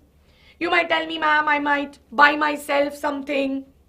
I might get myself, you can't get an iPhone for 10,000, but you might probably get yourself a very fancy watch, or you might get yourself some fancy clothes, right? So you may go shopping, or you might get yourself some fancy shoes if boys are, interested in football or basketball. So in such cases, what do you see? Many of you here are, probably you would use it. But you will only be able to do all of this if you have the money, right? So there was more demand for eating out, tourism, professional training, whatever it may be. Yes. So in such cases, more services would be required. Put it in the bank, buy study materials. Good. I mean, you're all financially responsible, so I'm very proud of you, right? Then the fourth point that I see, of course, is the need for new services, right? What are the new services? We have information technology, we have communication technology. We know that today, all of you could easily design an app if you are interested in computer science and you love programming with, I would say with the growth of generative AI that is happening. As a matter of fact, even AI coming in the first place, right? For people to develop AI, they needed resources, they needed tech, and people needed money also for that. So there was a lot of money getting invested, and when money gets invested into firms like OpenAI, which has made ChatGPT, and now of course from that we see generative AI coming out. Today with the help of generative AI, you are able to make your own AI, right? You can implement it in your own ways, which is why if you look at it, there is a large scope that we can make life better, right? But how can you make it better? Sora and everything has come. Yes. So because of that, how has all this happened? Because of the growth in such technology, money coming into this sector, right? So in such cases, understand that these are the ways in which tertiary sector has grown. So what has been the shift? These are the important pointers that we have discussed. Yes? So we are all clear now. Why has there been a shift from here to here? Are we ready to solve? No, I was reading an article on OpenAI, so it was on the top of my head. Why is GDP important for the growth of the country's development? Bacha, if we are able to produce more, right? If you're able to make more, if you're able to produce, let's say, if you're able to provide more services, if you're able to give more to the economic activities, that means that we are contributing. So that's generating income for people. See, primary, secondary sector may, if development happens, if more of manufacturing happens, if more services are there, more people getting employed, more economy coming in, right? More money coming in. If I get money, you get money, everybody has decent jobs, they're able to afford a living. We go back to our topic of development wherein we are able to afford the rest of it. Hence, we see this, right? Okay. Now we're going to go on to some questions you can expect in the examination. So now I need the answers fast. Yes. I obsess about, I don't sponsor stuff. I just talk about things that I either see or use. At the initial stages of development, which among the following sector was the most important economic activity? Yes. Which at the initial stage of development? A, B, C. What is that, bacha? I don't know what that is. I'm not aware of that. You guys realize that we had our last bio class and this is my last economics class with all of you. And after this, in the evening, we may have a question answer session, but beyond that, I will not be teaching you this year. You realize that, right? I mean, I was feeling a little low in the morning considering that this is going to be my last teaching session that I'm going to be doing with all of you.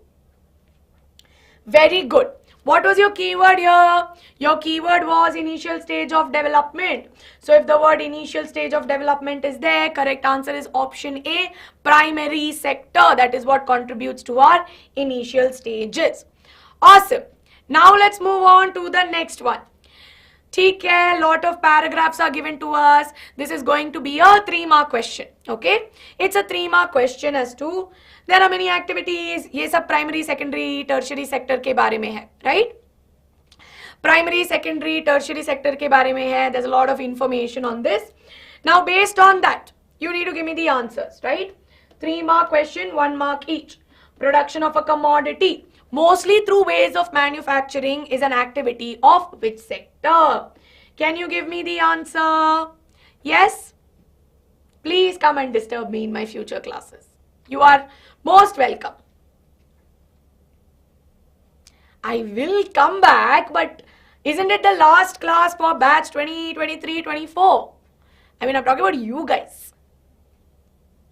Worship Wave, I think I have a similar question on that. We have Akash BYJU'S for 11th, 12th.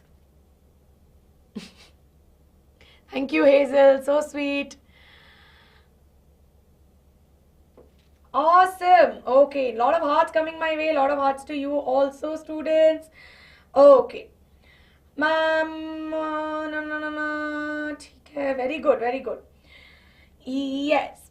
So in this particular case, we know that it is secondary sector. Next one. State one example of tertiary sector. Yes, state one example of tertiary sector.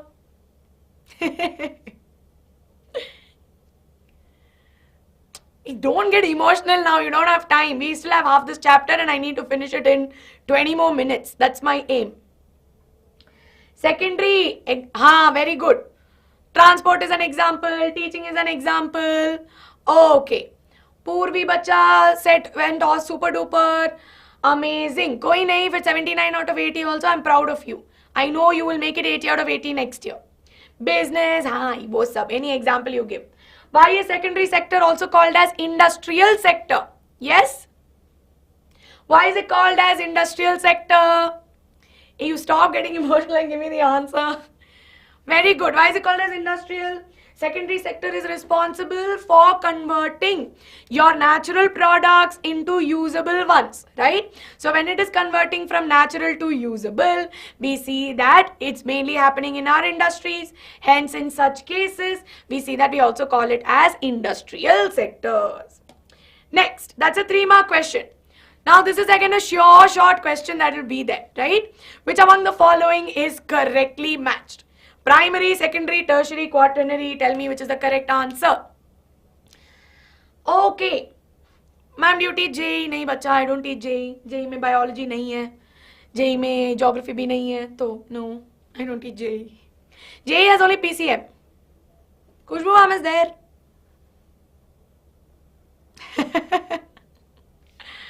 Sure.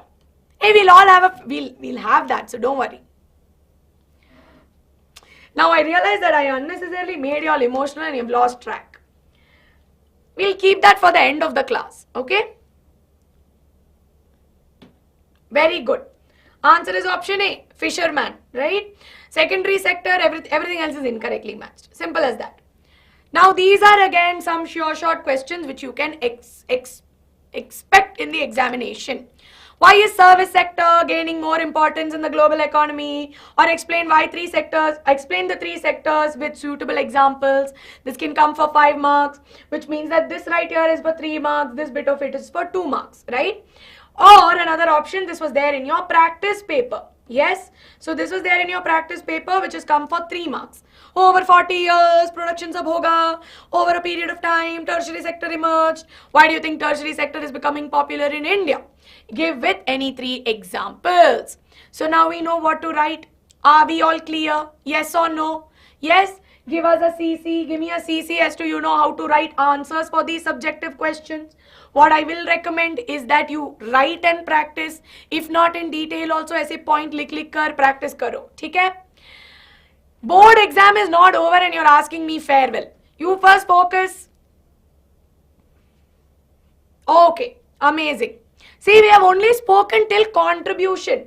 We are left with employment also. That is our major part, right? Ma'am, aren't both the same? Yeah, they are both the same question only, but I'm just telling you how they can ask you, right? I'm telling you what are the ways in which question will come based on this topic, right? They are the same question, answers are pretty much the same, but questions aise waise aayenge, you should be able to crack it. So now we have spoken about CC means crystal clear.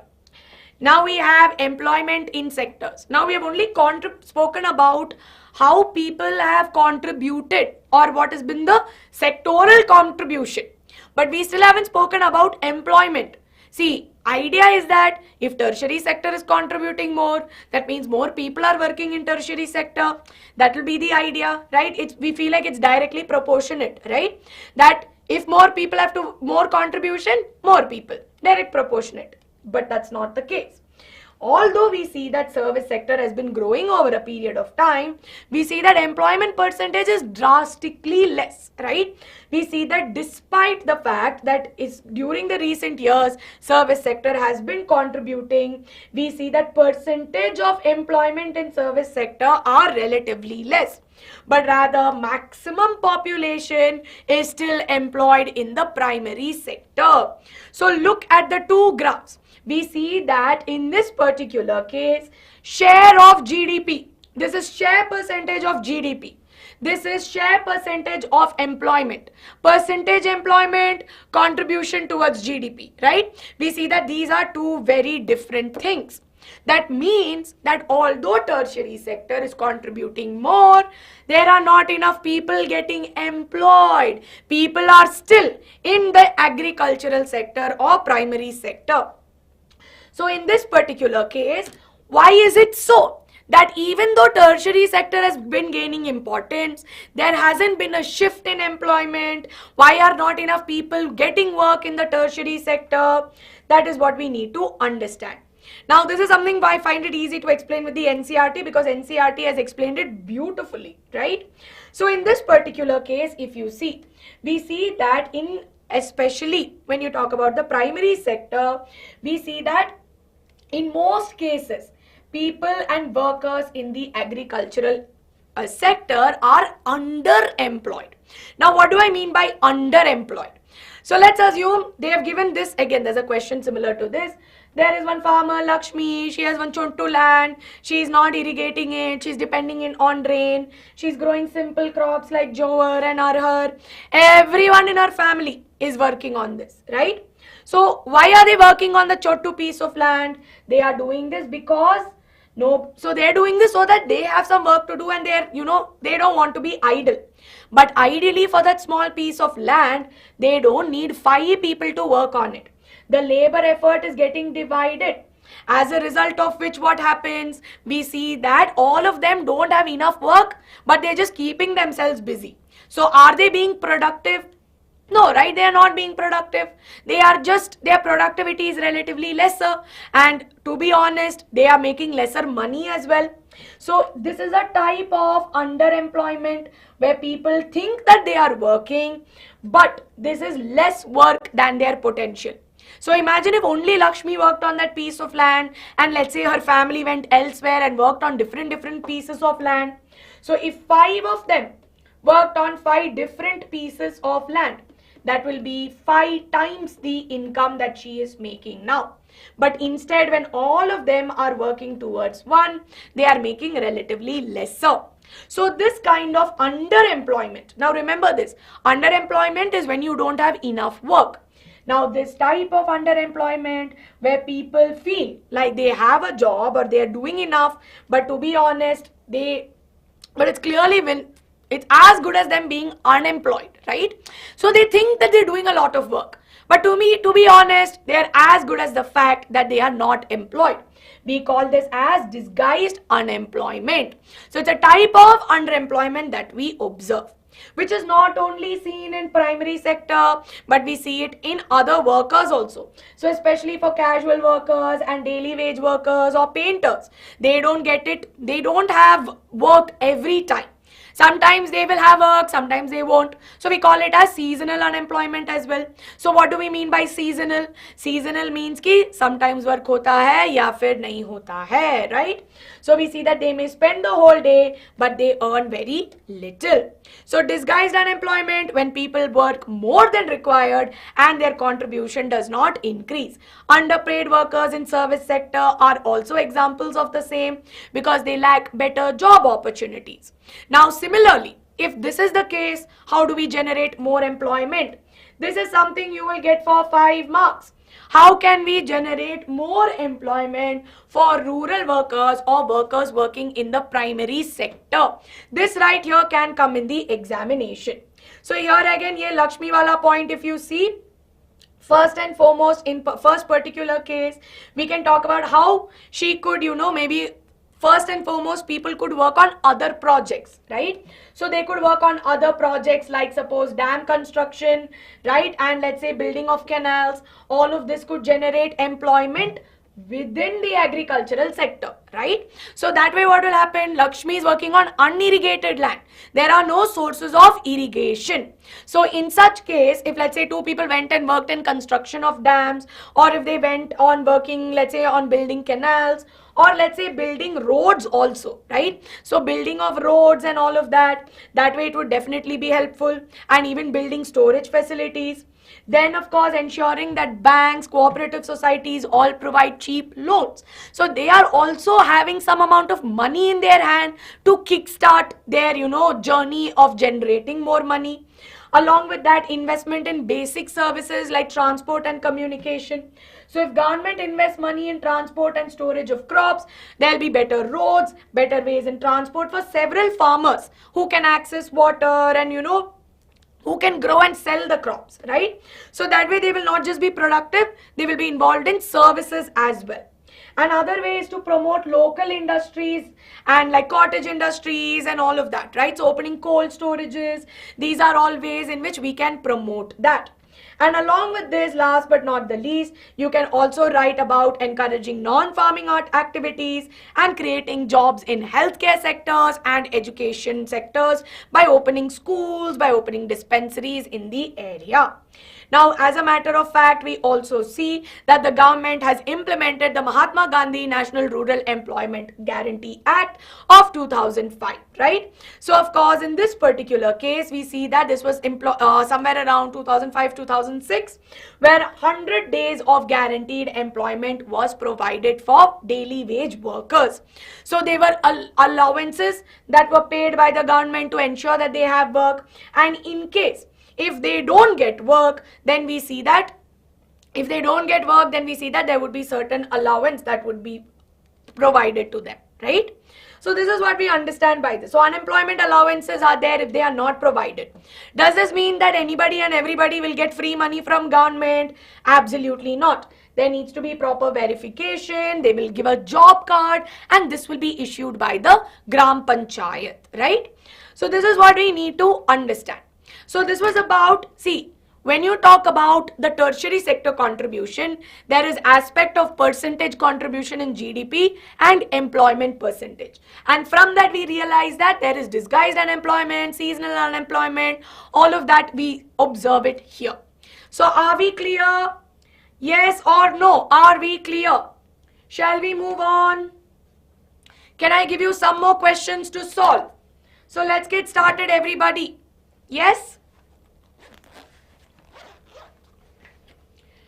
So jaldi say all of you, the first question that we have here is, who don't have work? Exactly, that is what we call 100 days. If they don't, they will get some allowance, right? If they don't, they will give some allowance till they get the next work. What is the answer to this particular question?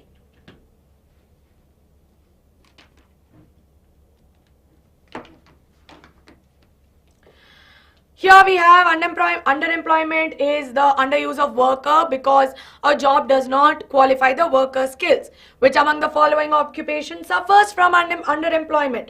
Police constable, bank employee, casual labor, teacher. Array, predator, that is little controversial, but as per NCERT, we know that the answer is casual labor, right? Casual laborers have higher chances of suffering from underemployment. Next up, analyze the information given below. So here we're talking about Lakshmi owning 3 hectares of unirrigated land depending on rain, growing crops like jowar and arhar. 7 members of our family work in the field throughout the year, and we see that they are not remaining idle, but in fact their labor effort is getting divided. Which among the following best explains Lakshmi's situation? Is she having underemployment, disguised unemployment, or seasonal unemployment? What would be the answer here? Or D, both A and B?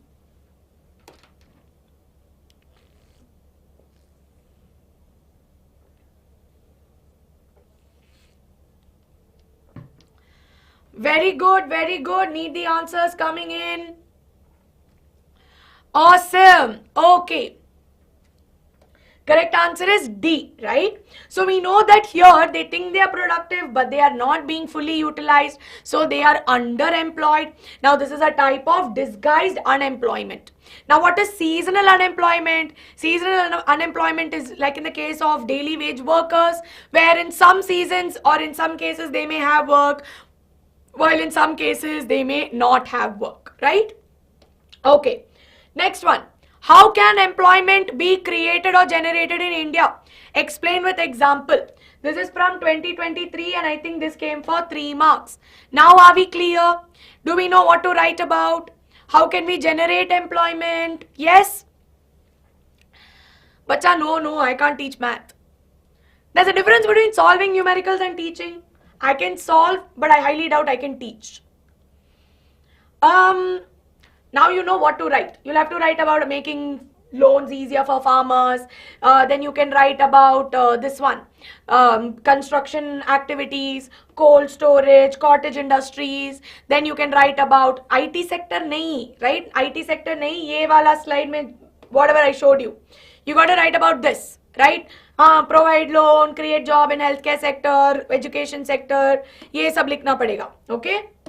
Next. We have Mr. Y from a city in India who visits a rural area and finds that 5 people are working on a small agricultural farm. More than 2 people are not needed for that farm, and removing 3 other people will not affect production. How can one solve this underemployment problem in rural area? It is the same question. It is the same question as before, but are we clear on this? Now do you realize how else they can ask you this question? Students, this is the way you can expect your entire SST paper. For geography, for economics, nobody is going to ask you direct questions. I highly doubt this year you are going to get direct questions. You will get questions which will come as a story format pe, where you must be able to interpret what they are asking you. So I am giving you questions which are the same, but I'm showing you what are the different formats that it can come. What are the different phases of the question.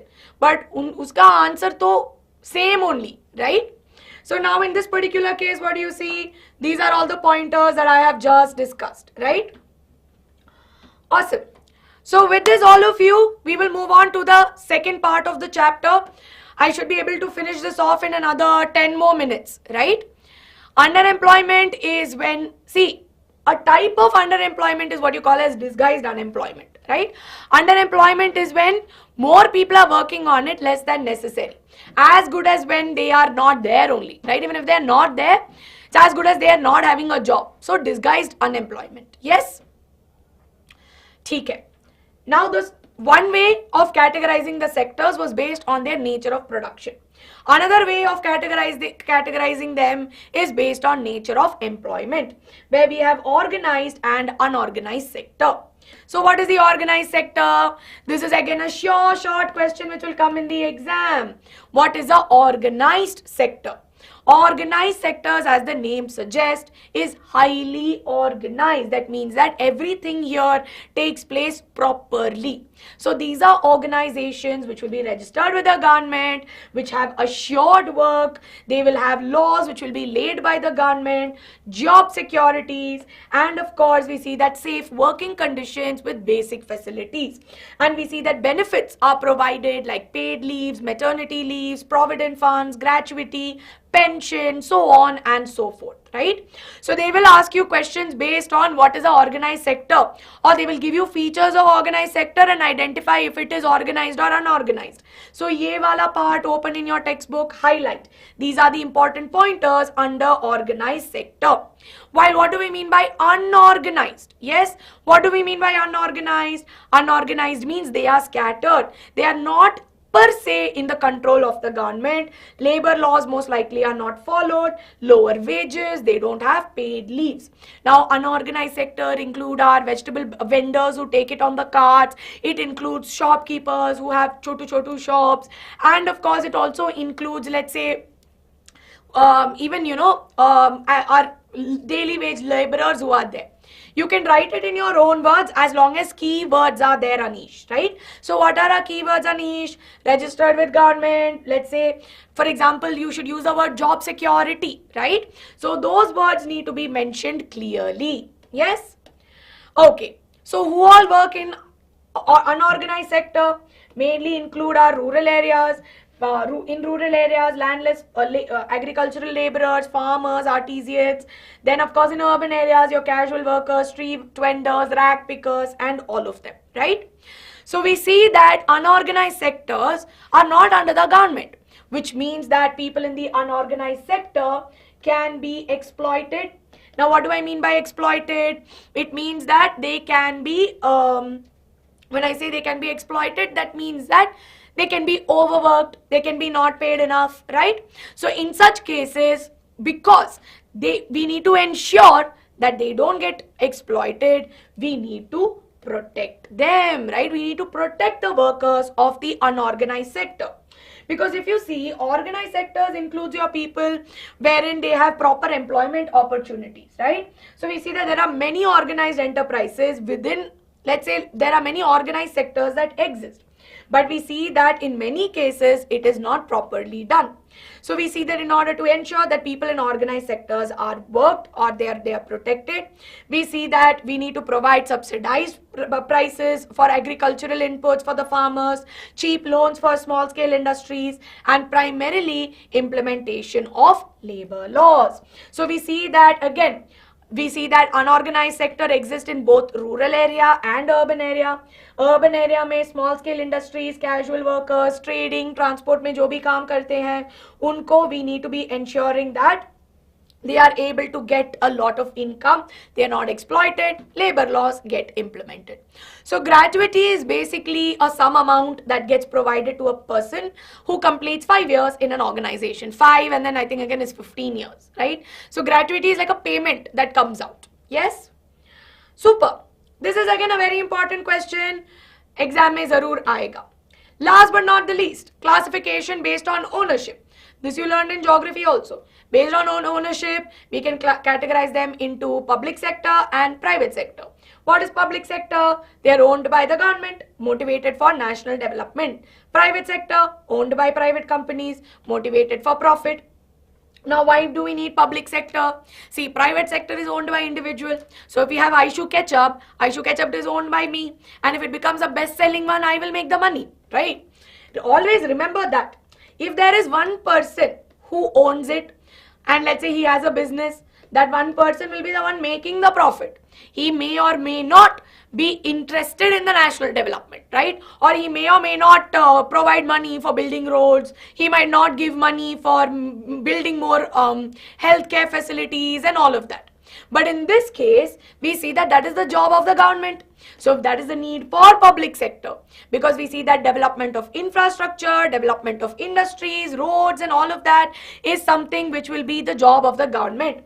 They also ensure that public industries contribute towards that, right? They generate more employment, but at the same time, we see that If we promote private sectors, we see that it will help the farmers buy more food grains, provide healthcare, and deal with problems of malnutrition, so on and so forth.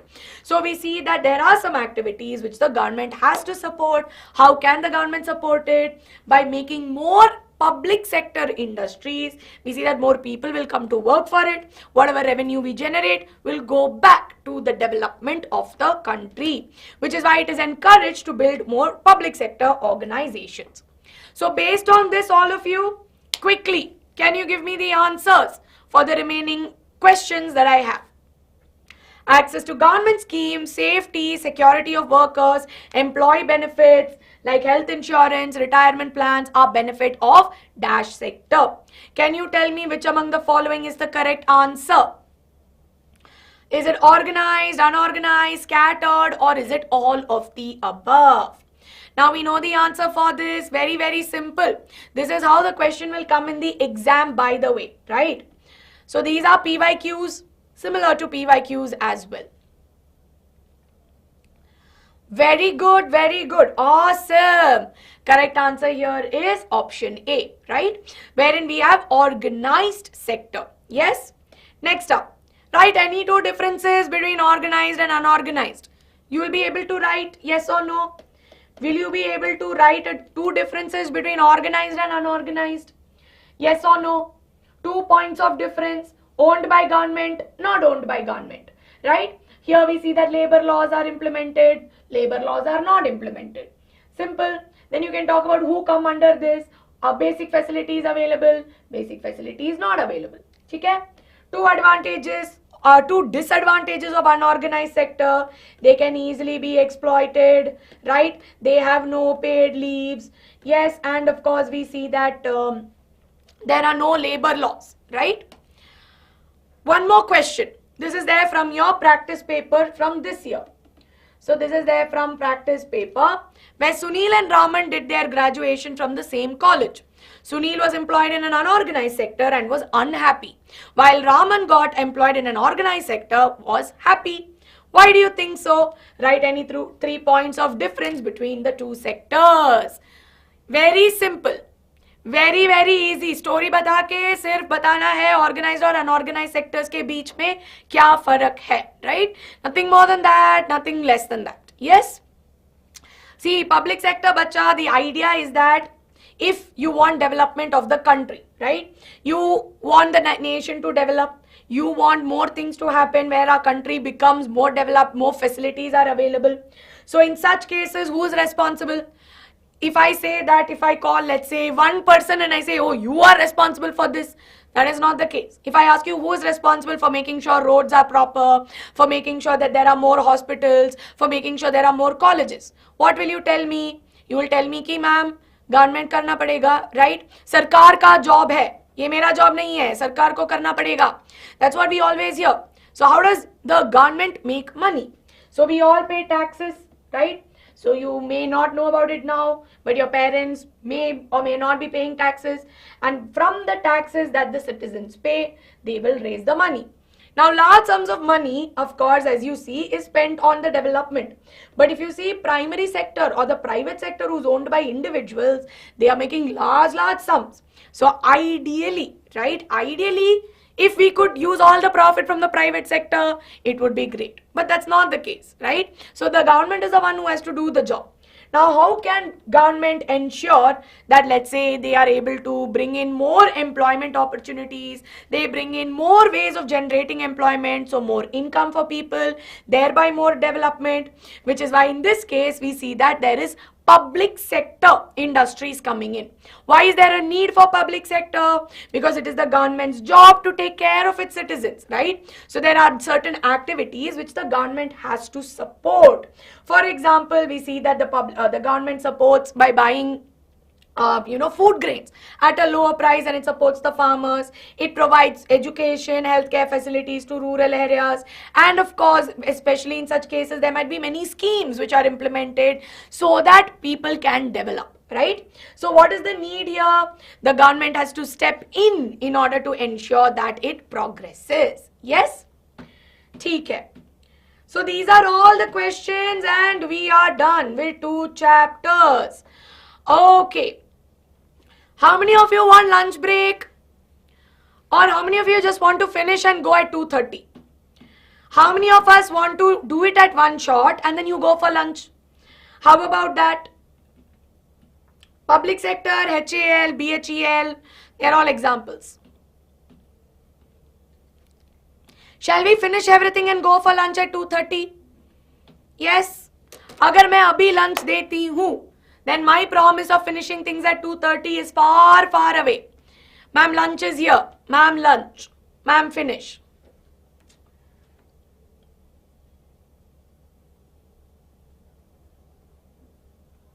Then will you guys not hold it against me that I didn't finish at 2:30?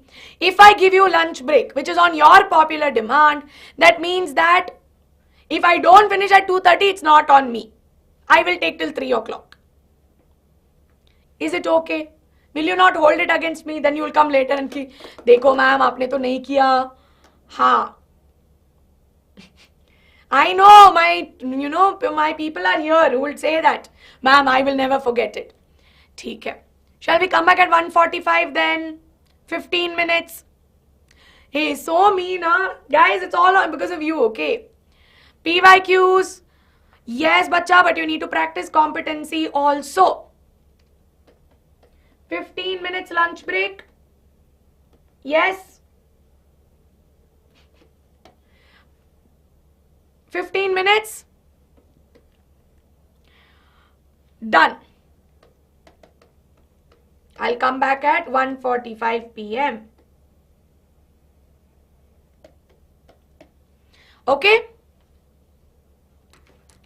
Don't say that, arey, I would have finished it. You can take it done. Have lunch and come and then we'll do the rest. Yes? Cool? Zakir, that's because I'm giving lunch break. Otherwise, I would have finished it at 2:30. Half an hour, no. Close to 40 minutes money credit. उसके बाद 15 minutes में I would have done globalization. So 2:30 तक तो हो जाना चाहिए था, but it's okay. Now that I'm giving this, I have to kitchify a little bit till 2:45, but I will try my best to make sure that I finish it. And money credit is very, very important. So please don't doze off while I do money credit. Yes? Devya, you come watch, eat and you watch. It's okay. Keep eating and watching my session. It's fine. So I will see you at 1:45. I'll take my phone charger and go. My phone has no charge. Chalo, bye guys.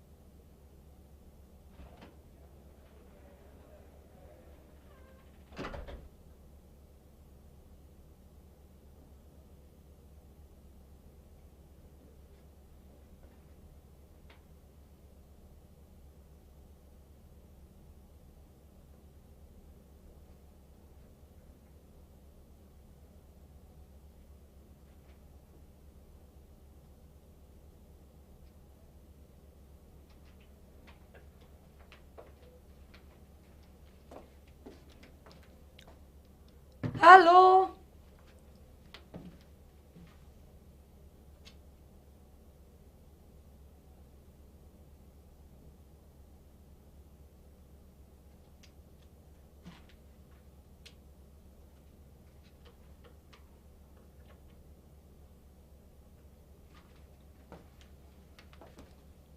Hello everyone, are we back?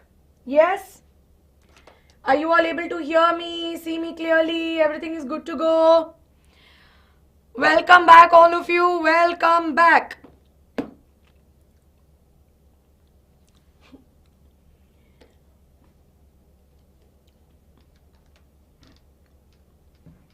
Am I audible? Am I visible?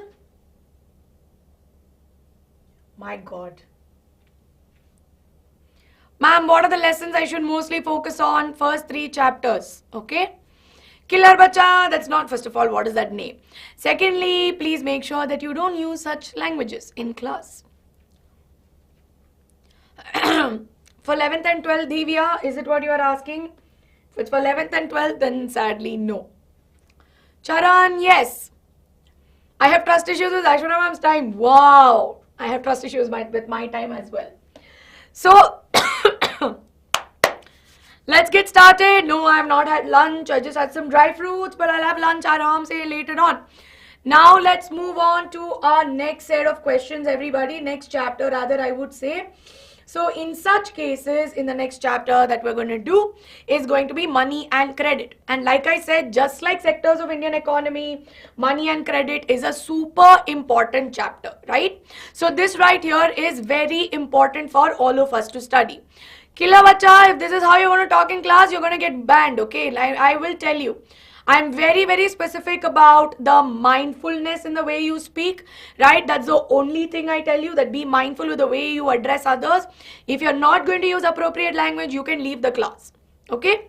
So everyone, we are going to be doing money and credit next. Are we ready? Yes. With Social Science Gurlal, I always tell you I'm here to help you, right? So that's always something that I do. We're here to help you and assist you with your preparation.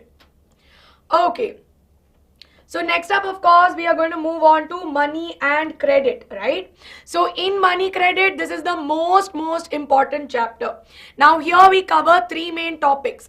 We cover about what is money, what is the concept of credit, what are the terms of credit, and of course, we will then learn about self-help groups. Yes? So let's have a look at money and credit. So first up, let's have the concept of money as to what we mean by money and the evolution of money. We know that money is a medium that facilitates exchange, right? Let's say it facilitates exchange of goods and services. Now, how did this concept of money originate? Now, of course, in the earlier years, we saw that people followed barter system, wherein, let's say, if I had 1 kg rice, or let's say I had 5 chickens with me, and let's say my friend Ankita ma'am had 5 kg tomato, and I wanted the 5 kg tomato, and Ankita ma'am wanted the 5 chickens. Then we would exchange it, right? So in such cases, what do you observe here? We see that there is a double coincidence of wants. Now, what do we understand by double coincidence of wants? What a person desires to sell is exactly what the other person wishes to buy. And this was a feature, or this was what the barter system was based upon. So now, of course, over a period of time, we saw that people followed this barter system. But yes, of course, we saw that there were various drawbacks to the barter system, right? So in such cases, what do you see? We saw that there was a lack. One of the major drawbacks of barter system was that it is not always that if I wanted 5 kg tomato, somebody needs to have 5 kg tomato. Maybe they will have 2 kgs only. Maybe they will have only 3 kgs. So in such cases, we observe that there sometimes used to be, you know, lack of double coincidence where I don't get what I want, right? Or maybe if I want tomatoes, but she has only, let's say, potatoes, then I'm like, no, right? So in such cases, we see that at times there used to be lack of double coincidence of want. Secondly, there was no common unit of measurement. How can 5 chickens be equal to 5 units of, or let's say 5 kgs of tomato? Or how can I say that if you give me 1 horse, I will give you 10 kg potato? Does this mean that one horse is worth 10 kgs of potato? Nahi na. And in some cases, there used to be indivisibility of certain goods. So in this right here, we see that there used to be indivisibility of certain goods and difficulties in storage, which is why we needed to have a better medium of exchange. So that's where money became the medium of exchange, where not necessarily the double coincidence of want rule needs to be met. There is a certain value associated with it, and we transact this with the help of currency. It is divisible in nature, and it can be stored easily, and of course it cannot be perished easily as well. So in the earlier days, commodity was being used as money, but of course we saw that then metallic coins were being used, where they issued coins. So the coins in itself had value, like gold coins, silver coins, right? And of course copper coins were being used. The silver coin, what we use today, the term rupaya, came from during Sher Shah's rule. Then of course, over a period of time, paper currency, what you and I use today, we see that paper currency is what we use, right? So now this of course is something that's recognized by the government. Now of course we see that there are different currencies across the world. India uses rupee, we see that Japan uses yen, we see that US uses the US dollar. So in such cases, we see that there are certain systems kept in place. Now, of course, we see that law has legalized. That means the government has legalized the usage of rupee as the medium of exchange. Now, understand that money refers to the concept, the idea of using it as a medium of exchange. But what is it that we physically use? What we physically use is what we call as currency, right? So that is what you need to understand. So if they ask you, why is it that money is used as a medium of exchange? It is used, or why is currency used as a medium of exchange? We see that currency is used as a medium of exchange primarily because the government has authorized it. Today, let me tell you all one thing, right? Imagine if I have a 10 rupee note, and tomorrow, and that's what happened, right, with the 1,000 rupee note. There was demonetization where we no longer use the 1,000 rupee note. So even if I have hundreds and thousands of 1,000 rupee notes with me, but let's say tomorrow the government tells me that this note holds no value, then in that case we see that the value that paper holds is going to be no longer there, right? So that is why I would say that the reason why the value is associated is because we are giving that value. Now, of course, over a period of time, we have been using paper currency, and of course, we have been earning a good amount of income, right? So before I get to demand deposit, we've been earning a good amount of income, right? So let's assume I make 30,000 rupees a month, right? So Aishwarya ma'am here makes 30,000 rupees a month. Now, this of course is a huge sum of money, right? 30,000. Now, in this 30,000, it's not that I will spend all my money in just randomly buying things, eating food and all that. You all told me that if I give 5,000 rupees to all of you, or if I give 10,000 rupees to all of you, right? We see that in this particular case, you told me you would like to save that money, right? So you all told me you would like to save that money, and thereby we were able to save that money and keep it safe. Yes. So now, if I were to ask you where you will save this money, you will tell me, ma'am, I will put it in the bank, right? So let's say out of this 30,000, I'm going to put 20,000 in the bank. So here, what am I doing with this 20,000? I am depositing it. I am giving it to a bank. Now, bank is a financial institution that is responsible for accepting money from depositors and giving credit or loan as well. So in such cases, let's say for me, like a person like me who has regular income, I will go deposit it, right? So who am I? I am a depositor, right? I am a depositor putting money in a bank or depositing money in the bank. Now tomorrow, let's say that I did not, I need some extra money because there was some health, let's say there was a health scare, like I was not keeping well, I need surgery. So because of that, I need some extra cash. So where will I go? I will not pray to God and say, please shower money on my face, right? But rather, I would see that I will be given money, right? Or rather, I will go to the bank and I will ask them, bro, I gave you some money to keep it safely. I had saved all this. Please give me the money. Now what am I doing? I am demanding that, right? So here, am I not demanding it? So in such cases, demand deposits that are there allow people to withdraw money on demand, right? So in such cases, we see that when I withdraw money on my demand, we call it as a demand deposit. Now, of course, over a period of time, we see that demand deposits have also acted as a way in which we can exchange money, where we have the concept of checks coming into the picture, where let's say if I need to provide money to Sid, right? So imagine I need to give money to Sid. Sid needs money, saying, ma'am, I want to get some new shoes. I want to start playing basketball and I want to get some new shoes. So I'm like, okay, Sid, I'm going to give you some money. So I will write a check to Sid so that Sid can take this money. He can deposit it in the bank and the bank will give it to them. So I don't need to physically go and tell them, hey, bro, give the money to Sid. But rather, this check is instructing the bank to give it, right? So in such cases, we see that a check is a paper that instructs the bank that a specific amount needs to be given to another person, right? So this right here is very important that you understand the difference between the two. Now, what are the benefits of using demand deposits? Some of the benefits of using demand deposit would be that, firstly, when you deposit money in the bank, it is going to be safe, right? Then, of course, we see that it earns interest. And, of course, we see that there is check facility which is available. And, of course, I can withdraw money as and when required, right? Very simple and easy. So, this is the basic concept and idea of money.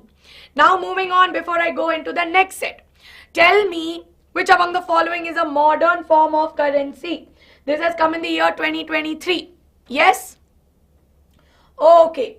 Killer, I already told you, you were very curious to know if I understood Malayalam. The very fact that I'm going to block you right now is going to be the reason that you know I understand Malayalam. Okay? Awesome. Yes. Which is a modern form of currency? Picture of check can come. If it comes also, it's not too hard, right? ठीक है.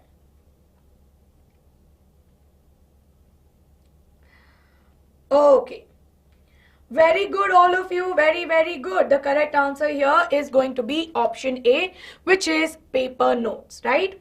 Next question is a very interesting one. Dash is a written instruction to a bank by an account holder to pay a specific sum to a specific person. So in this case, what is this dash? Is it a demand draft? Is it a check or a demand deposit? Or is it none of the above? What is the answer?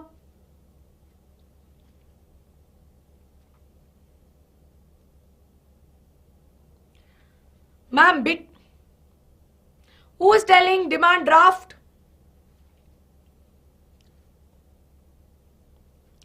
Very, very good.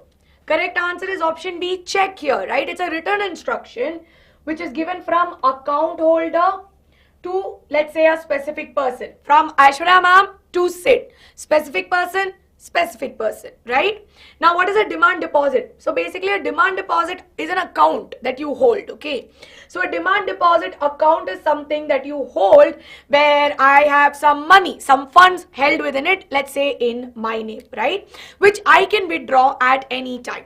While a demand draft is slightly a different method that we use, which is actually used by individuals, which is actually like it's a piece of paper issued by the bank in itself, right? So this is normally done wherein we see that a demand draft all kind of says, or it's like a prepaid thing, which is like a prepaid sheet of paper that is provided by the bank, which says that the bank is guaranteeing that the payment has been made to the recipient, right? So if I'm giving it to Sid and I give him a DD, then the bank is confirming that the payment has been made, right? So that's why a DD is different from a check, because check I will have to give it to Sid, Sid will have to go give it to the bank and then do it. Yes? Awesome. Sid is going to buy shoes, hopefully, right? Or whatever you want to do with the money. Okay. Next one. Which among the following is not a limitation of the barter system? Now, students, after looking at the sample paper, after looking at practice papers and looking at various reference books, I feel like one question based on double coincidence of bonds will definitely come in the examination. Which is why in this case, right, Let's assume you need to tell me which among the following is not a limitation. Ma'am, what is demand deposit? Demand deposits are accounts that you create in the bank, wherein you put your fund, you put your savings into it, and you can withdraw whenever you want, right? Krishna, DD is what is issued by the bank. Check is what I write. So there is a difference. Yes? But if DD will tell you is a assurance from the bank that tells you that Aishwarya ma'am has given money to Sid, or Aishwarya ma'am has given money to this institution. But a check will be written by me. Okay? Yes. Are we clear? Hope we are clear. Correct answer is none of the above. All the following here are limitations, while none among the following is not a limitation, right? So with this, we are clear with the basic idea of what does a bank do, what is money, and of course what is money, and of course why we need to use money, right? Alvin, I have already explained demand draft. Just rewind back and watch it. Yes? Okay. Or help your friend Alvin out for those of you who want to know what is demand draft. Now let's move on to the next part, which is meaning of credit, how credit works, what are the terms of credit, and what are the sources of credit. Now students, this part is very important. You will get questions for sure from, let's say, what is credit, how credit plays a good role, or how credit plays a bad role. They will ask you questions on all of that, and you must be able to answer. So let's get started with what do we mean by the word credit, right? So credit is basically an agreement between the lender and the borrower with the promise of future payment, right? So we see that credit is also called as loan, wherein let's assume that there is a lender. Who is a lender? Lender is somebody who lends the money, who gives the money. And he provides a borrower. Who is borrowing money? I am borrowing money. So I am the borrower, right? Borrower with, let's say, money, goods, or services. In return, that I make the promise, and I make a promise of future payment. Many of you are asking me, ma'am, is credit same as loan? More or less, yes, right? Many of you are asking me, ma'am, what if I take loan and I run away and I don't pay money, right? Absolutely not. Bank is not going to be like, oh, you took loan. Okay, fine. So it's okay if you don't pay it back. That's not going to be the case, right? They will want that money back, right? So there are going to be terms and conditions to any loan that you take, yes? So where do banks get this money from? So that is something that you all need to understand. How credit functions.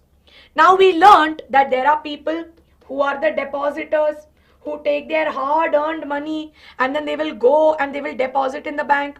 So this is Aishwarya ma'am here. Okay. This is Aishwarya ma'am who's depositing all her hard-earned money. Let's assume I put 1,000 rupees. Yes, I put 1,000 rupees in the bank. Right? Now in this case, what has happened? Because I am putting money in the bank will give me interest. Saying, okay, if you open a savings account with me, I will give you 7% interest, right? So I will give you 7% interest on the same. That means what will happen? Let's assume in 1 year I get 7%. After 1 year, this 1,000 rupees will become 1,070 rupees. Now I am thinking, yay, I'm getting 70 rupees as he just for putting savings account.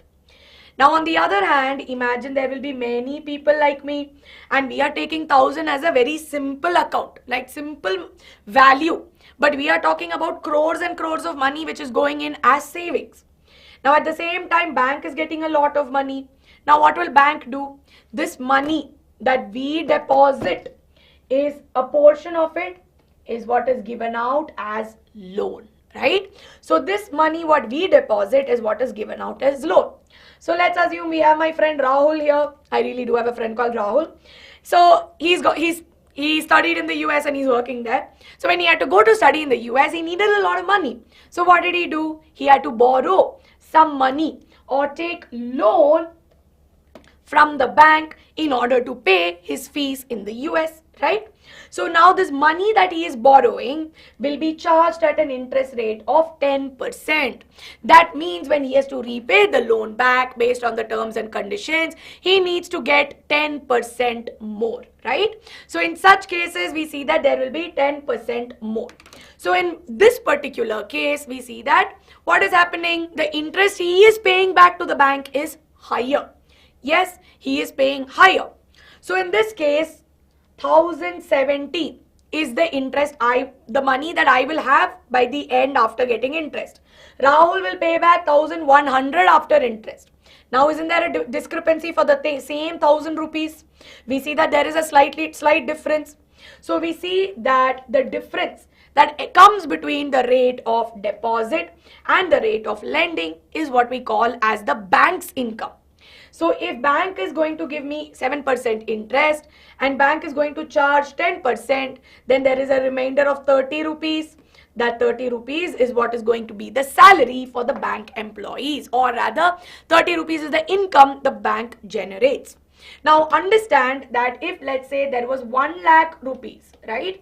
1 lakh rupees which is being saved in the bank, then we see that a percentage of this money will be kept for depositors. So will be kept as cash, right? So it will be kept as cash so that tomorrow if I am a depositor and I come and I say, okay, I want 8,000 rupees because I have some work to do. I need 10,000 rupees because there's a hospital emergency. So in such case, what will happen?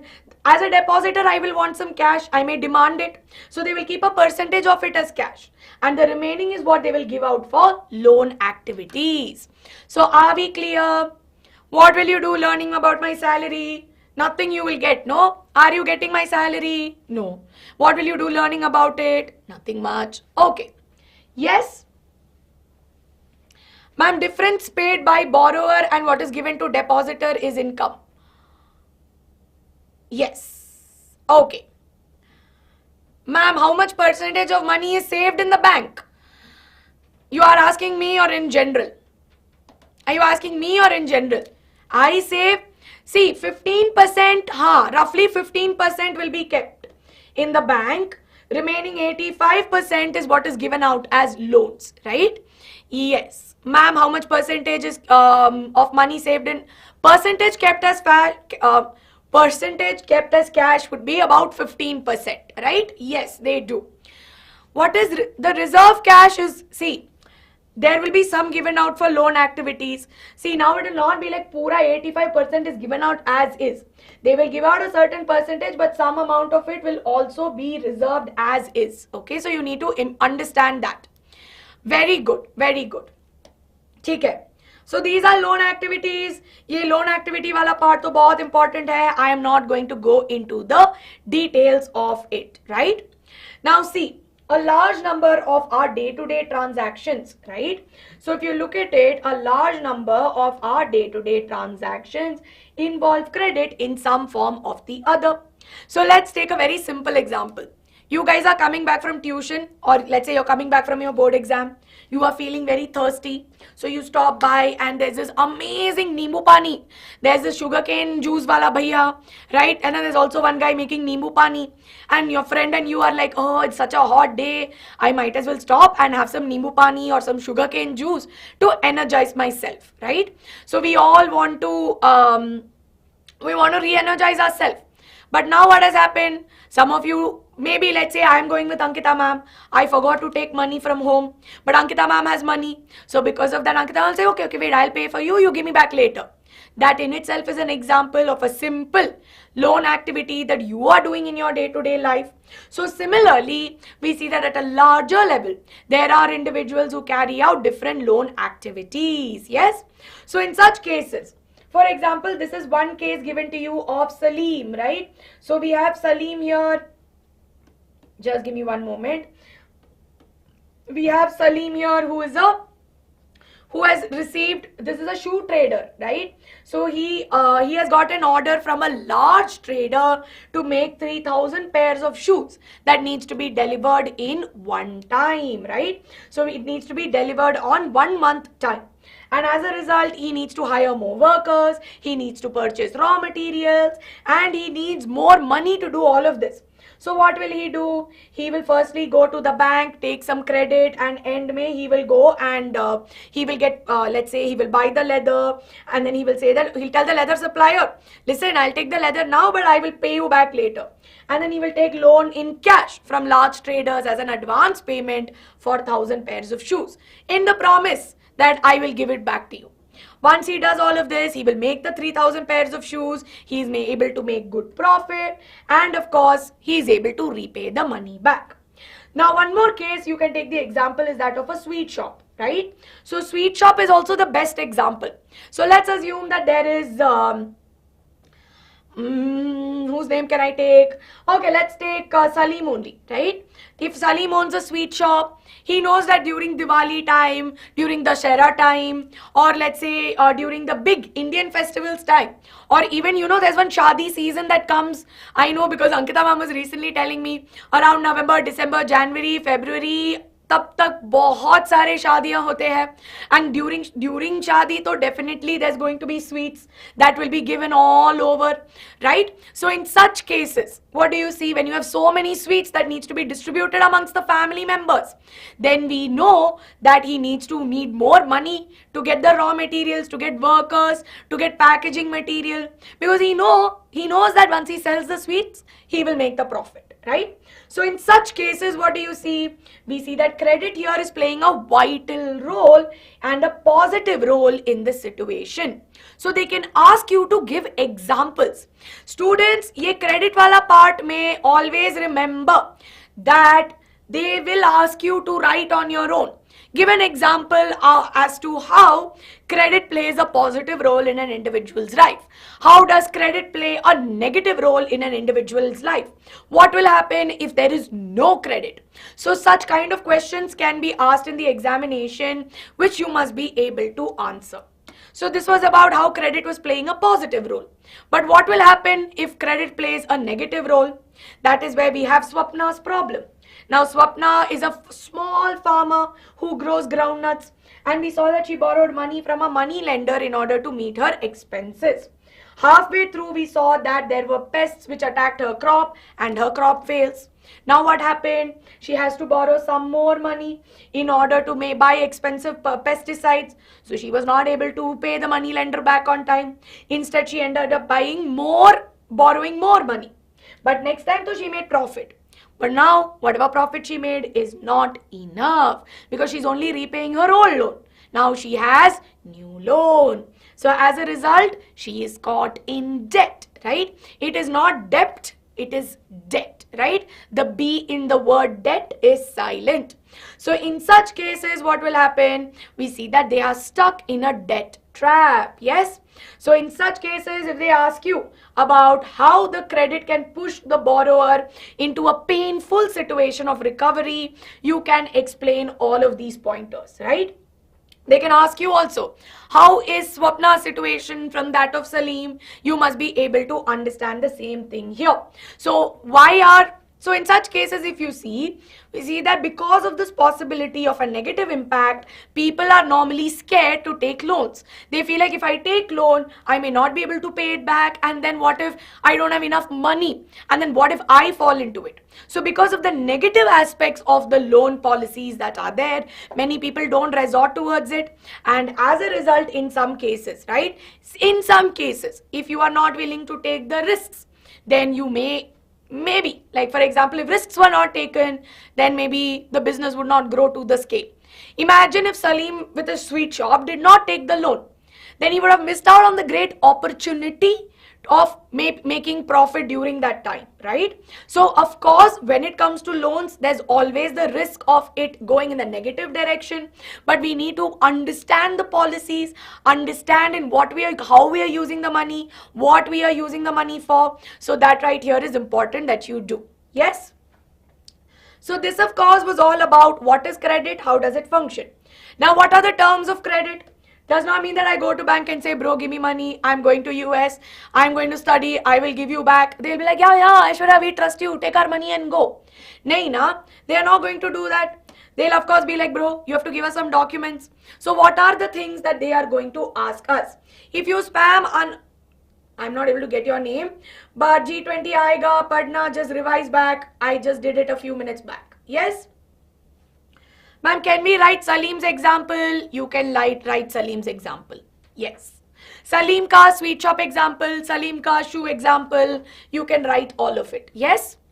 Ma'am, what if depositor wants the whole money with interest on the same day? So it depends upon the money that you have deposited, right? So in some cases, you close bank accounts and you open a new bank account. So there are possibilities that you can do it. But at all times, banks are always looking for new customers to come in for the very same reason, right? You can always close your bank account and open a new one. They'll not be like, no, don't take our money and go. Nothing like that. It's your money at the end of the day, right?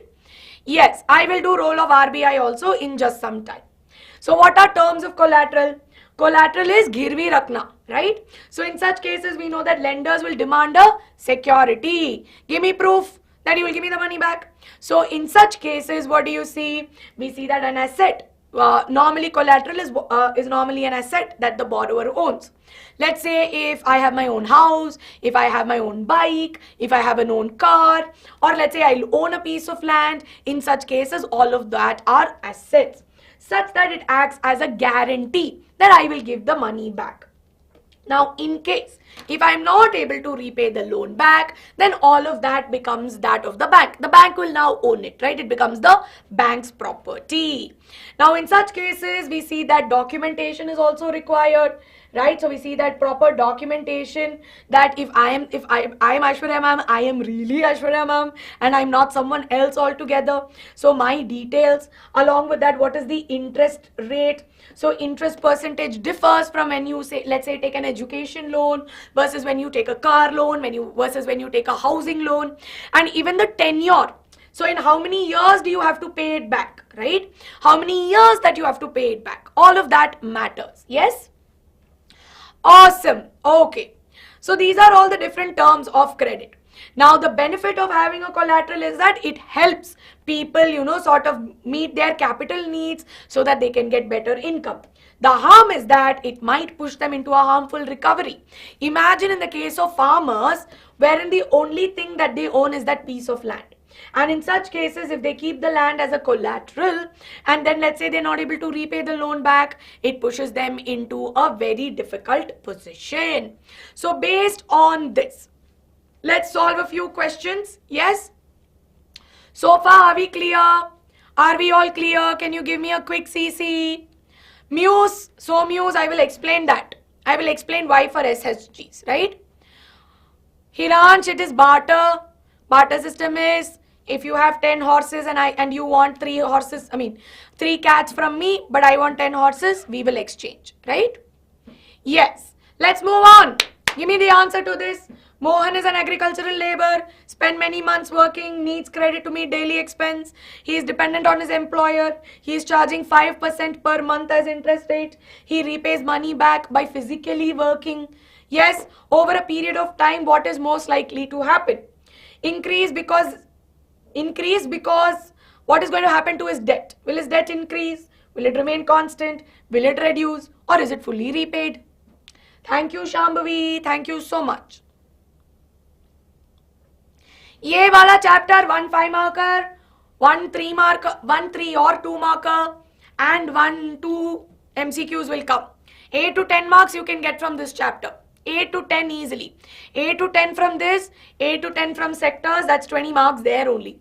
So if let's say this comes for about 8 marks, sectors come for 8 marks, remaining you may get from development.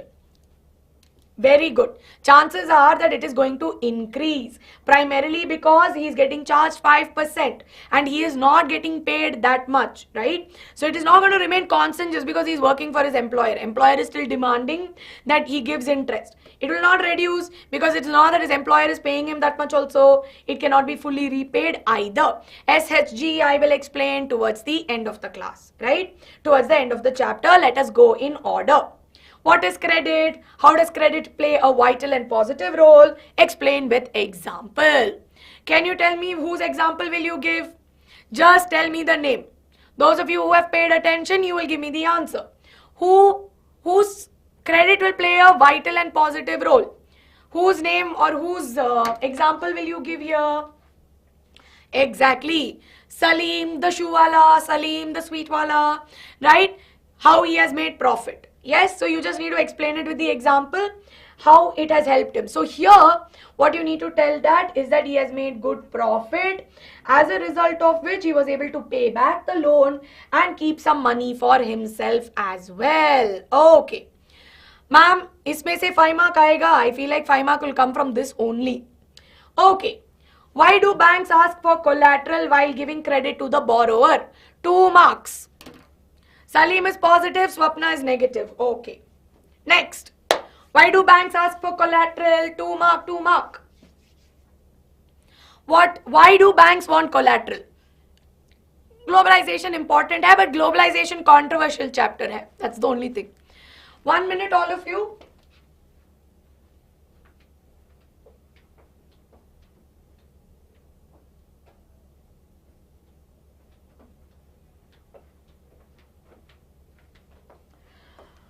Yes. Guarantee. What are collaterals? It is basically an asset that you give. It's basically an asset which guarantees. It is a guarantee, it is an assurity, it is a security, so that they know that the borrower is going to repay the money back and not going to run away with it, right? So this way, if let's say tomorrow, if the borrower doesn't repay it back on time, the bank has something to retain and tell, bro, if you don't give me the money back, I have your thing, so you better give it back to me, right? So it is a term of credit. Next. State the potential negative economic implications that would arise if there was no concept of credit. So now they're telling you, we've seen what is credit, what are the positive and negative aspects of credit. Now what will happen if there is no credit? Why, if credit holds so much of risk? Why should we have credit? We can live without the concept of credit or loan. Why do we need this idea that there should be credit? Yes, what should be the idea, or why do we need? What would happen if there was no credit?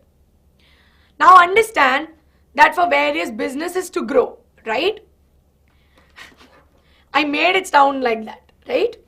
My money cannot be collateral. No, it should be an asset that you can keep. No development. Please don't write this in the exam. Don't write all this in the exam. I mean, they're damn funny, but don't write that in the exam, right? Okay. Thank you, Hiransh. Thank you so much. Ma'am,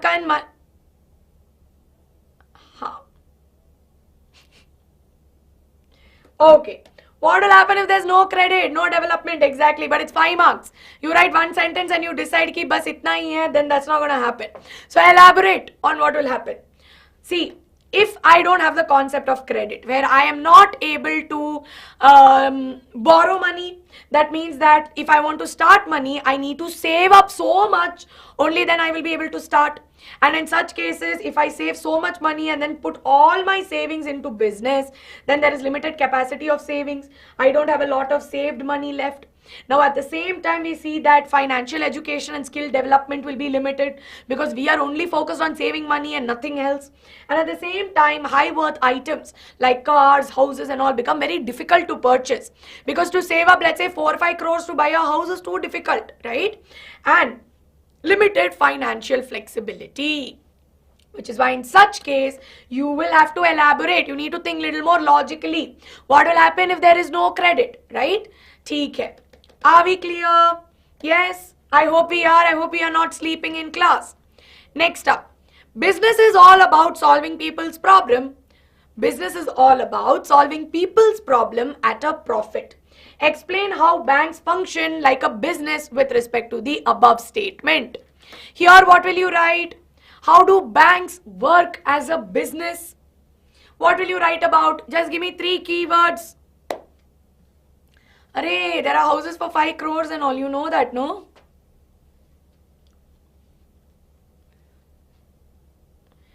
Indian gamer, get out of my class.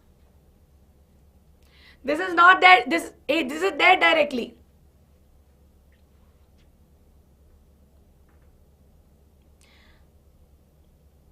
Yes, Rahul example. Exactly. Income of bank is what you need to talk about here. Rahul wala example. Rahul wanted to go to US to study. So what did he do? Right? So that's what you need to write about. So here go depositor, bank, borrower wala example. You will have to write. And how they make profit. Here they are giving 7%. Here they are charging 10%. Difference of it is how they are making the profit. So you will have to write about the same. Right? So I hope you are all clear. Yes. Right about that. Awesome.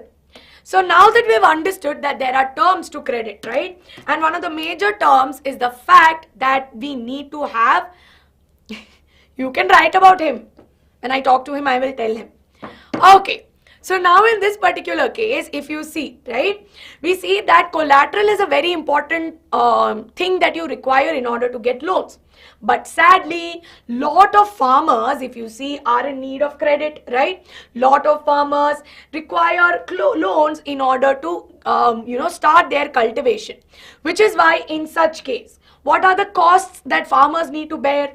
They need more money to get seeds, fertilizers, equipment, irrigation facility, labor, so on and so forth. Then you have loans, right? You know that they need the loan in order to kickstart the cultivation and then repay it back. Now, how will they repay it back? They have to repay it back from whatever income they get from farming.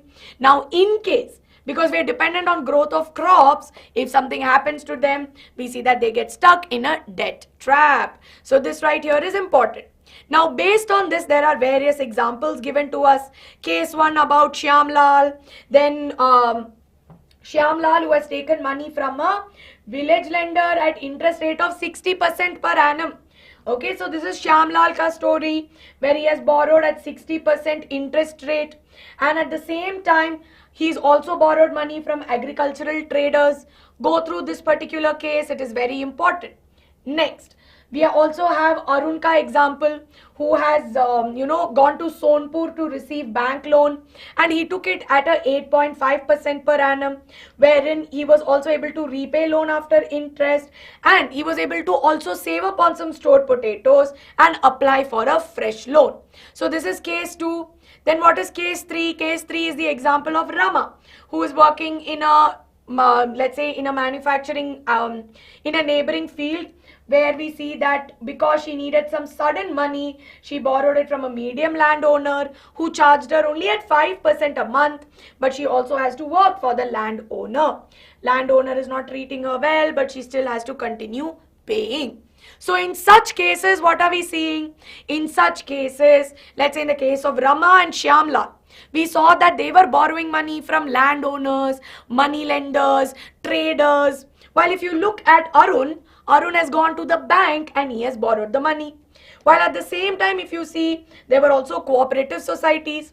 Now, cooperative societies also we see are certain formals are sources which are able, right, which are able to give loans at a reasonable state. So in such cases, we observe that there are various ways in which credit can be arranged for. Various ways in which you can arrange for loan, right?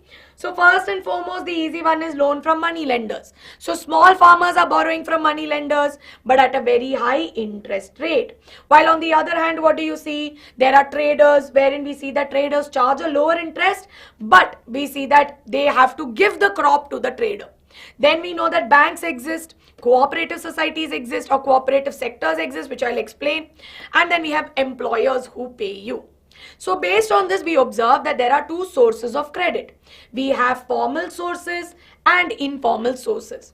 Now, formal sources include banks and cooperatives, while informal sources are all the others, where you have money lenders, landowners, traders, employers, relatives, so on and so forth. This is very, very important because इसमें से MCQ आ सकता है, 2 mark you can get, 4 case you can get, or even 5 marks. So this right here is very, very important. Now, what are features of formal sector? First and foremost, we see that formal sector is regulated by a governing body, right? So formal sectors are regulated by a governing body. And along with this, we see that they tend to provide loans at a relatively lower interest rate, but they require collateral to be provided as security. Now we see that banks and cooperatives come under this activity and they are supervised by the RBI. Now what does the RBI stand for? RBI that are there stands for the Reserve Bank of India. Now we see that the Reserve Bank of India regulates the functioning of all banks in our country. right? So what do? They ensure that banks give loans not only to profit making business, right, but also to small scale cultivators and small scale industries. They monitor the functioning of the bank. They go through the bank records, see how much money they are lending, who they are lending to. Hopefully there is no illegal activity happening. They also are the ones which check on how much percentage of interest is being charged. Now next up, they also monitor if they are maintaining cash flow and cash balance as well. Now it should not be that bank has decided ki chalo le lo, sab loan pe le lo, give me back whenever. No, right? There should be some amount of cash balance which needs to be kept, loan activities which need to be tracked carefully, and how we can improve the services. So all of that is regulated by the RBI. So this right here is going to be a 3-mark question, followed by which can come for 5 marks also. So quickly going back, if you see, we see that there are formal sectors as well as informal sectors. Now your formal sectors are regulated by the RBI, and we know that they are the ones which ensure that there is minimum cash balance. They ensure that, monitors how much cash balance is there, how much loans are given out, ensuring that, what are the interest rates, and they ensure that the working of the banks are maintained. Yes, very good, very good. Amrita, menti nahi hoga, which is why we reduce the questions. We'll quickly discuss questions and go. But in informal sector, that is not the case, right? So we see that in the case of informal sectors, what do we observe? We see that compared to formal lenders, these informal lenders are very chalu, right? Very chatu, very chalu. They are like, anyway, nobody's there to govern what I'm doing, so let me charge higher interest loan. That other guy, for Shyamlal, he charged 60% interest per annum. I mean, think about it. If he borrows 1,000 rupees, he needs to, 60% of this needs to be added and given back later on as well. So that doesn't make sense, right?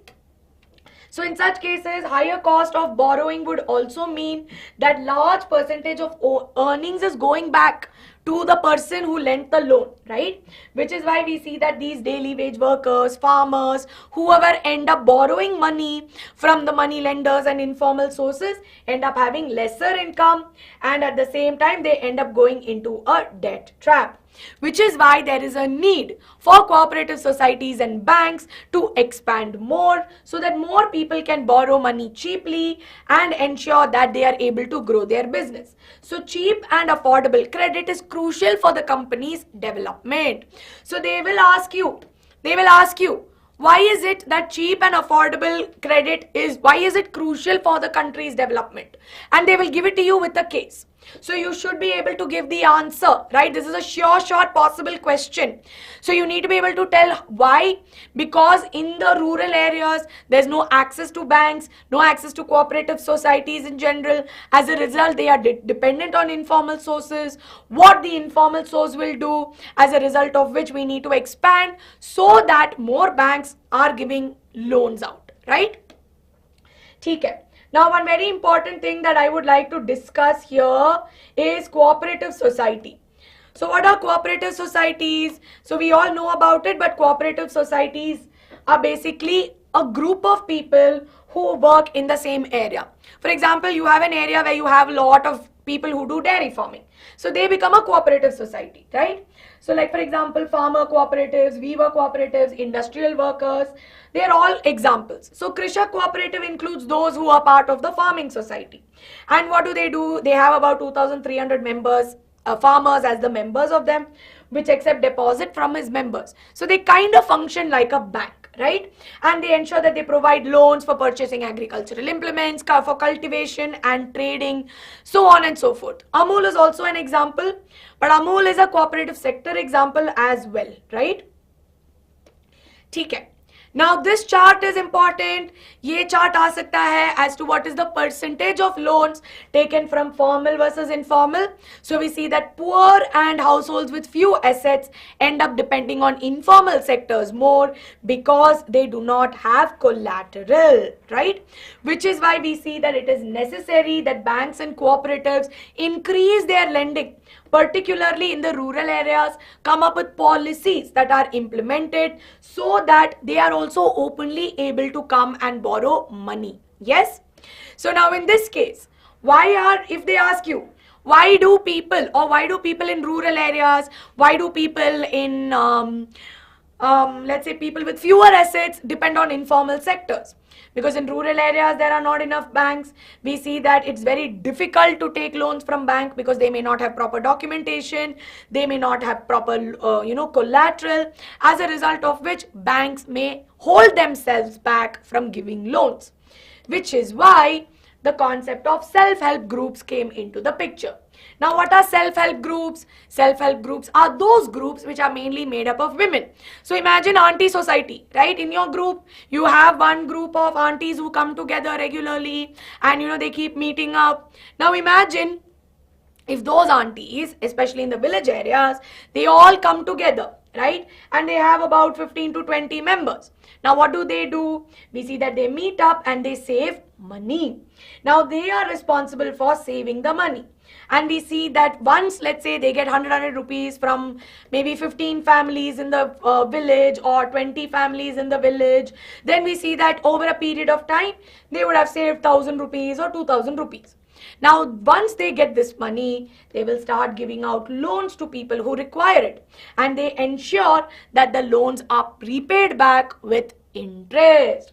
Which is why here we see that important decision, right? Important decisions regarding who should get the money, who shouldn't get the money, they are all, right? They are all,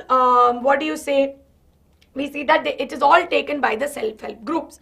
And of course, they maintain a book, right? So they maintain data regarding how much they have lent, how much they have received back. And eventually we see that self-help groups also have the ability to take loans on the behalf of, let's say, the farmers at a reasonable interest rate. So this plays a very important role because it helps borrowers who don't have collateral, right? Because we saw that one of the main reasons why they're not going to bank is the absence of collaterals and absence of proper documentation. But with self-help group as an entity, they are able to overcome this disadvantage. And of course, this helps in building up the remote and poor areas of the rural areas. This makes women more financially independent, financially enabled, and of course provides a platform for them to discuss other important issues with respect to health and nutrition. Yes? So are we all clear? Are we all clear now? With this, everyone, money credit chapter is, so on a scale of 1 to 10, what is our confidence level? What is our confidence level? Yes?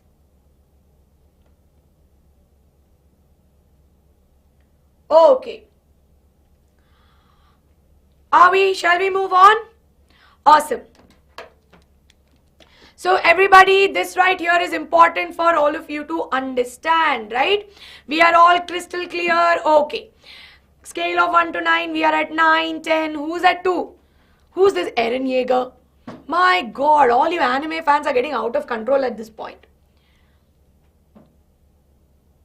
10 out of 10, 9.5, awesome, awesome. Okay. One shot MCQ. We're doing objective, subjective today evening. So yeah. Okay. Array, now is not the time for all of you to be kidding, right? I mean, I'm seriously asking you. If you tell me 2 out of 10, I'll get scared. Theek hai. Niranjana, it's okay. I'm sure you'll be able to do well. So let's have a look at this, students. How can formal sectors be made beneficial for poor farmers and workers? Suggest 5 measures, right? So how can formal sector loans be made beneficial for poor farmers? So here they're asking you, how can poor farmers have more access to banks and cooperative societies, right? So what will you write about here? Array said menti nahi hai aaj. We're doing PPT only, but we'll be fast. Because we need to discuss subjective as well, so we'll finish it off in 2 hours. Mostly. Theek hai. So here you will have to write about this. Cheap loans we need to give them. We need to build more banks and cooperative societies for them to access, encourage SSGs as well. Exactly. Next up, 3 differences between formal and informal sources of credit. We know the answer to this. What are the 3 differences? This includes bank plus cooperative society. These are our money lenders, traders. Then who else do we have? Even relatives are examples of informal sources.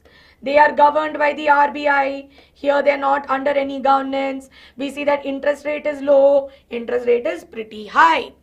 3 differences, easy. Second last question. Self-help groups help borrowers overcome the problem of lack of collateral. Discuss the role of SHGs while describing how it helps the borrowers in overcoming the lack of collateral. So now this is what I was talking to you about. Self-help group wala question can come in the examination. So are we clear? Yes? Are we all clear as what you need to write here for self-help groups? I'm not going to go into the details, but you'll have to write the features of it. See, they are not formal because they are not governed by a RBI, but rather they are somewhere in between, which functions as a formal sector, but it is not entirely formal as well, right? Very good. Yes, awesome. We know? ठीक है. Next question.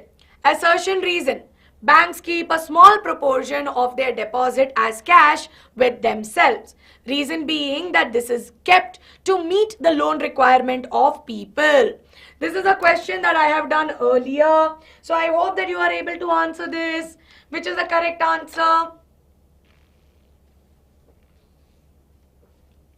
Calm Beach Yoga cooperative societies include people living in a certain area that all do the similar kind of activity. Like for example, if you look at a Krishak cooperative, it includes all farmers. If you look at weaver cooperatives, includes people who are weavers. Yes, I am. I'm also an anime fan.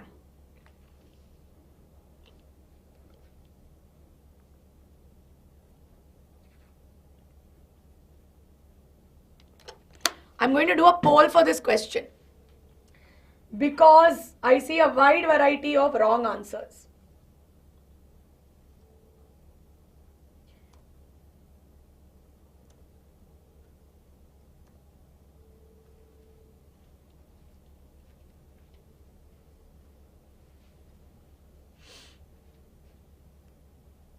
Ma'am, why rural people taking up more from informal sector? Why are they taking more from informal? Because they don't have collateral. उनके पास proper documentation नहीं है, उनके पास land नहीं है जो गिरवी रखने के लिए चाहिए. इसीलिए उनके लिए जब बैंक में जाते हैं और वो डॉक्यूमेंट्स पूछते हैं उनके पास नहीं है. इसीलिए उनको लगता है कि अगर मैं मनी लेंडर से पूछता हूँ तो he is not going to ask me for document. वो दे देगा. He knows me, he'll give it to me. But the sad part is they don't realize the downside of it, right?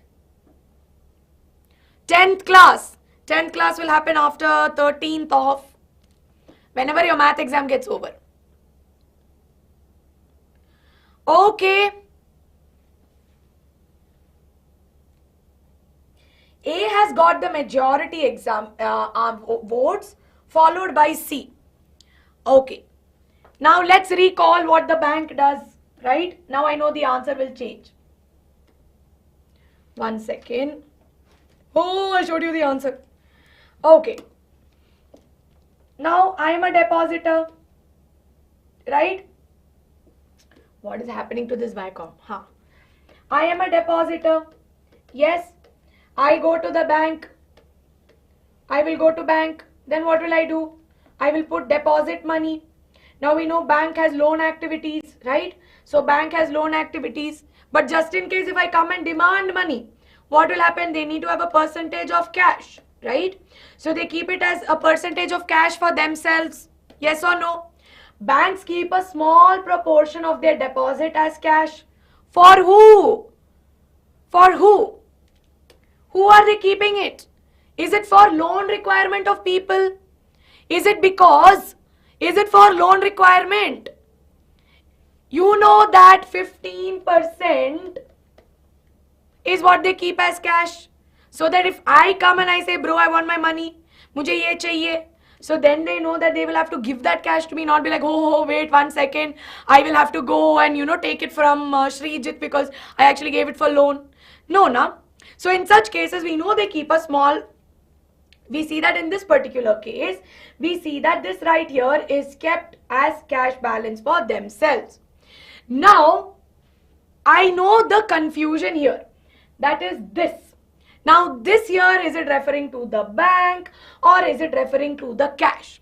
Because if it says this is kept to meet the loan requirement of people, right? So if it is meant, they're saying this cash balance is kept to maintain the loan requirement of people, then is it correct? Is that cash balance kept to maintain the loan requirement? No. Which is why in this case, A is true and R is false. Ignore the answer given in the slide, that is wrong. See, if you have read it as, if the statement was bank keeps a certain amount of cash to meet loan requirements, then it's okay. But if they're saying it is kept as cash, right? As cash, then that is not for loan requirement. But if they say banks keep a certain portion of the deposited money in order, right? If they keep a certain proportion of deposited money in order to give loans, then correct. Yes? So are we clear? Correct answer is C. Okay. I was worried because 90% of you are saying A. So ignore the one. Yeah, you were right. See, sometimes some incorrect answers might be marked, but don't get scared, right? So with this, all of you, we are done with 3 major chapters. And looks like I'm going to keep my time promise of 3 o'clock, because I'll be able to finish it off in 10 minutes, right? So our last chapter is Globalization and Indian Economy. Okay, last chapter is Globalization and Indian Economy. Money Credit chapter ho gaya. Yes, G20 based questions can come in the board examination. Okay. So students, we're going to move on to the last chapter. Now, this chapter is little... See, I find this chapter to be little controversial, okay? Reason being that as per your syllabus, what has been mentioned, that mainly they have only spoken about what is globalization, a little bit about role of MNCs, and then they have directly jumped towards liberalization of trade and all of that, right? But what I've seen in your reference books, what I have seen in some of the papers, I realize that you cannot just learn 1 to 2 topics and just skip. You need to have a basic idea of what the MNCs do, how they are related, so that you are able to answer, right? There is no G77, it is G20. G20 ho gaya bacha, just rewind back to the first chapter. G20, just learn that, okay? Awesome. So how I'm going to teach you here is that the way I'm going to teach you is going to be in a way where some of the deleted concepts might be there, but does not mean that you start protesting and telling, no, ma'am, how dare you?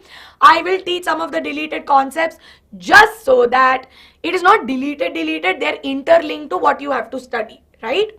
So I will be quicker. Ma'am, little bit loud. Are you being sarcastic? Because I'm literally being the loudest as possible. Okay.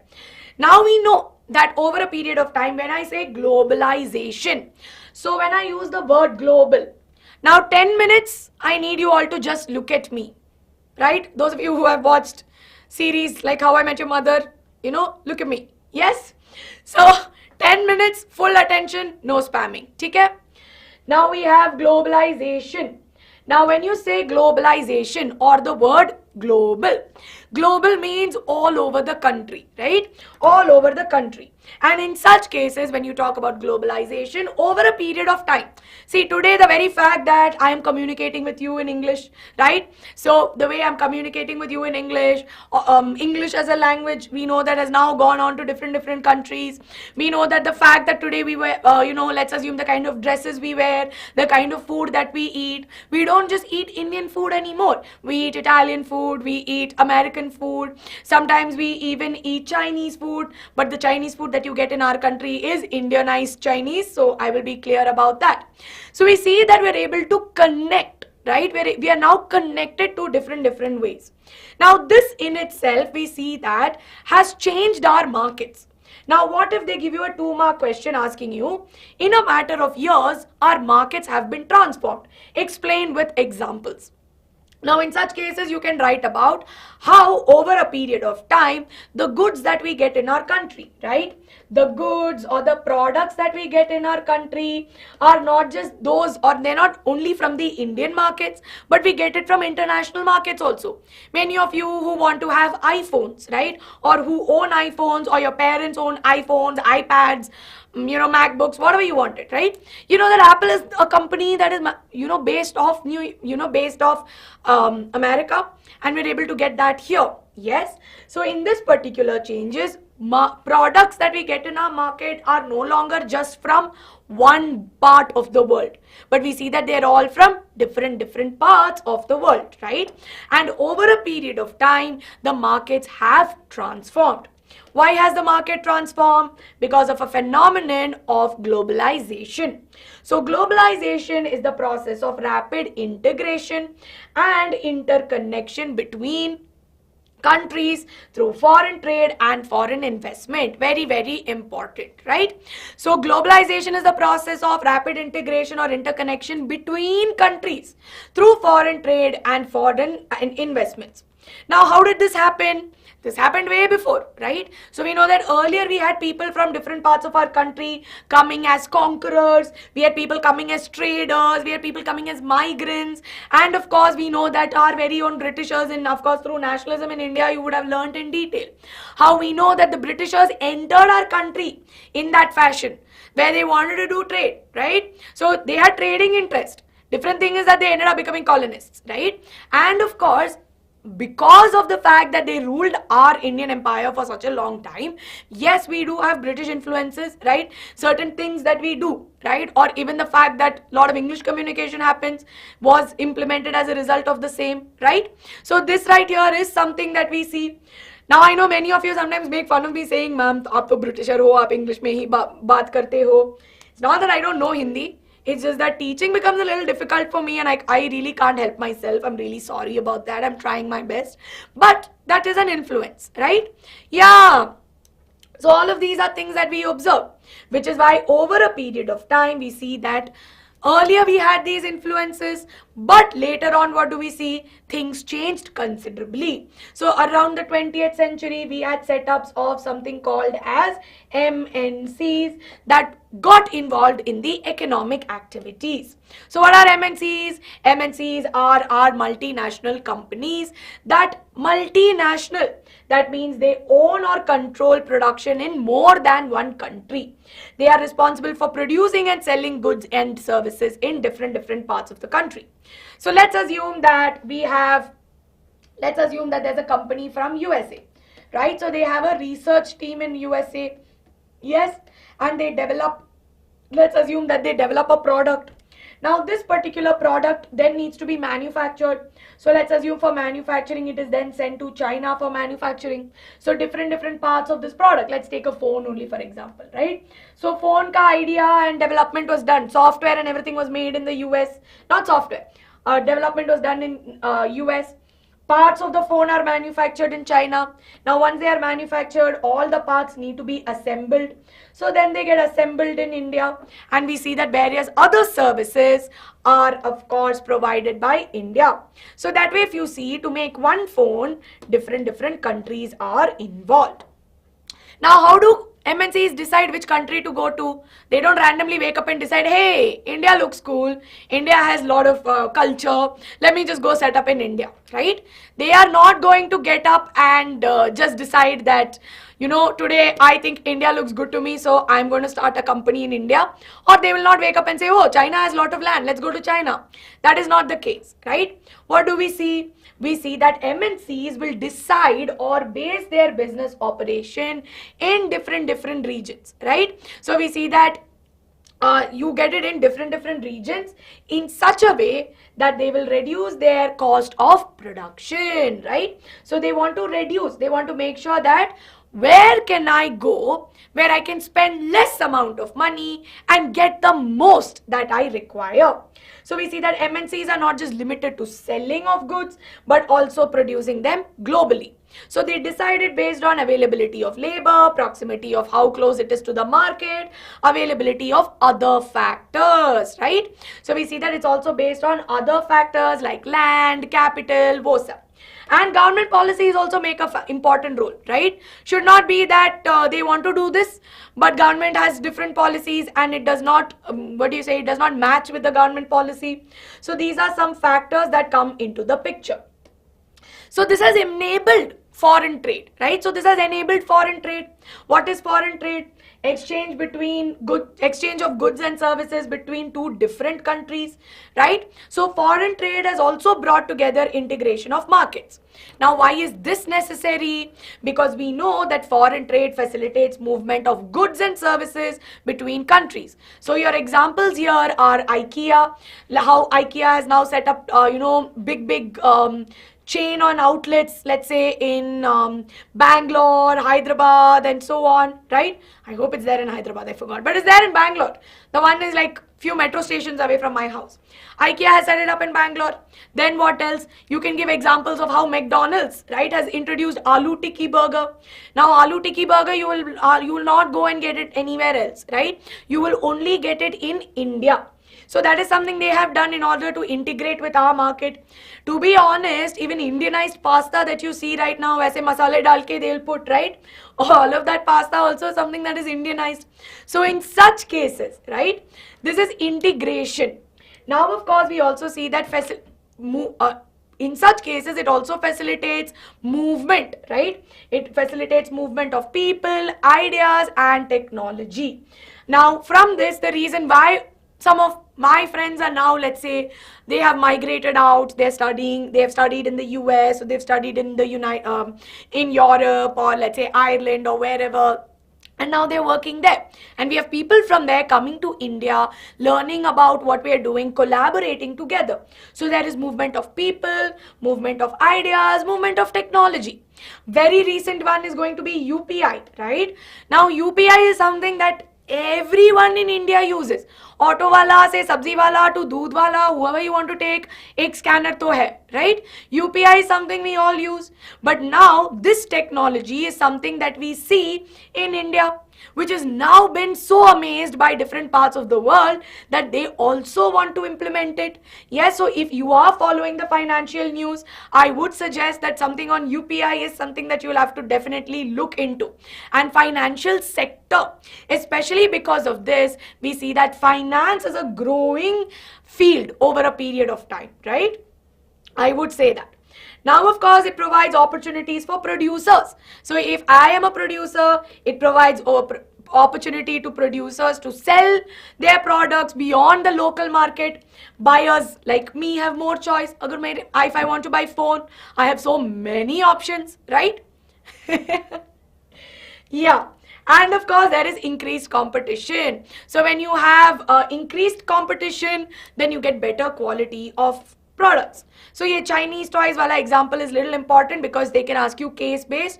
I know some of you might say it is out of syllabus, but with globalization, I'm not really able to put a pin on what is deleted and what is not, because some of the questions that have come in your practice paper too are from these topics, which is why, just to be on the safer side, I am teaching you, right? Yes.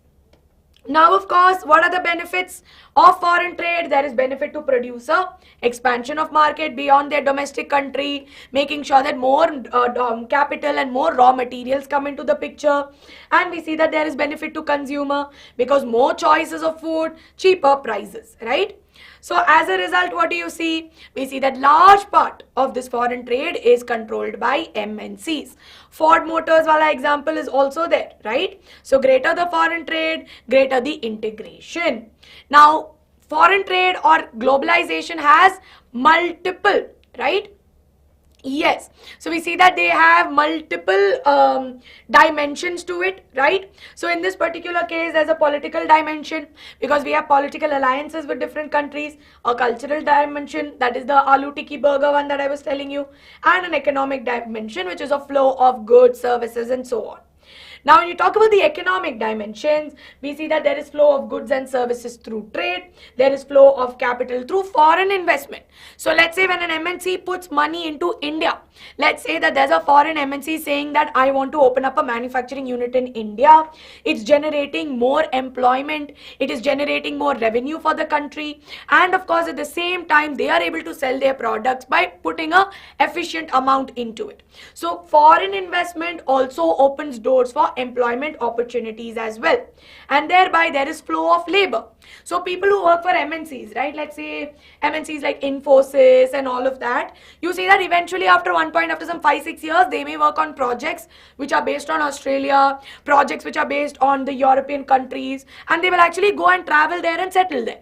My friend's sister, she works with an MNC, wherein she's working in Australia because her team and her project is from Australia, which is why in this case there is flow of labor also, and people from Australia will come to India and they will also work. So in such cases, we see that this is the economic dimension which contributes to growth. And of course, we see that there is and because of the rapid improvement in technology, improvement in communication, it has made things all so easy, right? But of course, it is not as simple as, chalo, let us sell rice to US people or the US government and they're just going to give us money and we'll be like, yeah, our country is growing and booming. That is not the case, right? Now imagine that if, let's say we are bringing in Chinese toys, right? Chinese toys are being brought to India, but the Indian government says, okay, no, if you want to sell Chinese toys in India, you will have to give me extra money. So let's assume you are going to sell it in India for 10 rupees. I will charge import tax on you and I will make you give me, let's say 20 rupees, right? What would happen? Will they be like, why will I spend so much money? I will go somewhere else and I will do it. So here, this tax that we are adding is a trade barrier, right? What is a trade barrier? Trade barrier are the trade policies which are designed to restrict international trade in a few countries. Now, how do these barriers exist? Barriers exist as taxes, barriers exist as quota, barrier exists wherein they increase the price of import. Now, of course, if you look at our country, right? If you look at our country, especially once post-independence, the Britishers left us with very weak economy. They took everything and went. So our economy was pretty weak at that point.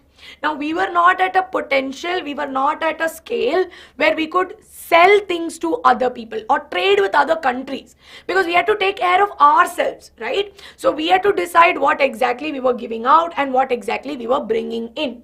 So the idea was to support more domestic producers so that they could come up and they could, sort of come out of the situation that they are in. Which is why we see that because the state of agriculture and industries was left at a very poor condition, we saw that the government put up trade barriers or trade restrictions so that it protects us from foreign competition. So over a period of time, there were restrictions made on trade, foreign trade or trade barriers, right? So now what are quotas? Quotas means that there is a certain percentage, right? Quota means that there will be a certain percentage or a certain value of which import can happen. For example, let's say that Europe manufactures rice, imagine, right, hypothetically. Then let's assume that government will say only X amount of rice can be, imported from Europe or only X amount of rice can be given out to Europe. So that value, that percentage or let's say the number that you put on it is what you call as quota. Then of course, this was what happened during independence, but post-independence, especially around 1990s, 1991, we saw that the government felt that, okay, we are at a relatively stable position. I feel like, we can make up. Now what is happening? Domestic producers know that no matter what, if they need to buy ghee, they have to buy ghee from me only. They don't have any other option. So they will also get lazy. They will not care about the quality. So now what do they want? They wanted to make sure that the quality increases. How can we do that? Or variety increases.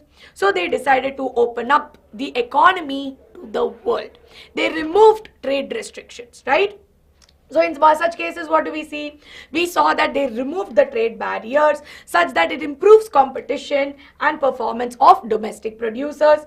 Fewer restrictions on foreign trade. and foreign investment and liberty given to private firms so that they can make their own decisions, right? So now if a private firm wants to go abroad, set up bases abroad, or get investment from outside places, they were open to do it.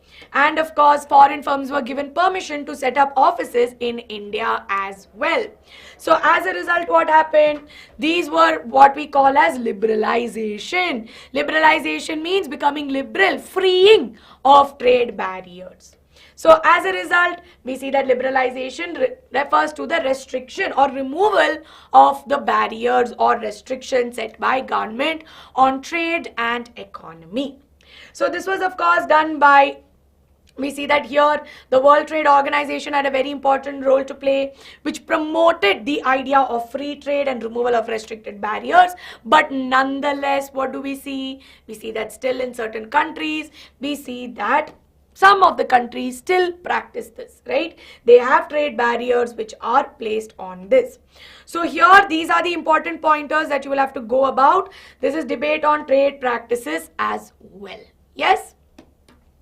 So with this, all of you, we are done. I took 5 minutes extra from what I said 3 p.m. I took 3:05, which is much different from me doing it till 4 o'clock, right? So students, इसके साथ हमारा economics का revision हो गया. And this is the time to look at the last class, right? So officially, if I were to talk to you teaching wise, this is the last class that I will be taking for all of you for this academic year, for this batch of students, right? Now, I know that it has been a crazy journey. To be honest, you will realize that iske baad, right? Maybe tomorrow you will see me and Ankita ma'am just checking with you on how the paper was. But towards the end, right, towards the end, you will just see that in half an hour we'll also be gone, and then you'll have your math practice. Math ke saath saath Khushbu ma'am will also be signing off. And that way, all your teachers have taken you till the very end. Now, Gashri, I did G20 right in the beginning, so you can rewind back and watch it. Now, students, I will also tell you all one thing. For the reason why we are making it as quick as possible, because trust me, tomorrow I am not of the opinion that you're going to get direct questions. I am of the opinion that you will get application competency based questions. So you need to go mentally prepared for this, solve or go through your practice papers, go through your sample papers, look at the previous year questions, whatever is tough. See, today if you have not studied something, it is not the time for all of you to start learning something new. Revise whatever you have studied thoroughly, right? And most importantly, I hope that you found this particular session helpful. Yes? Now, yes, please come back to spam and all of that. You have the freedom, right? But most importantly, students, we have got you covered, right? And you know that in the beginning of the year, we told you that we are going to make it. See, there have been so much that has happened throughout this year, right? This year has been a crazy journey of ups and downs, but you're here making it to the last leg of it, which is why I know that you guys will do well. Don't get scared looking at questions.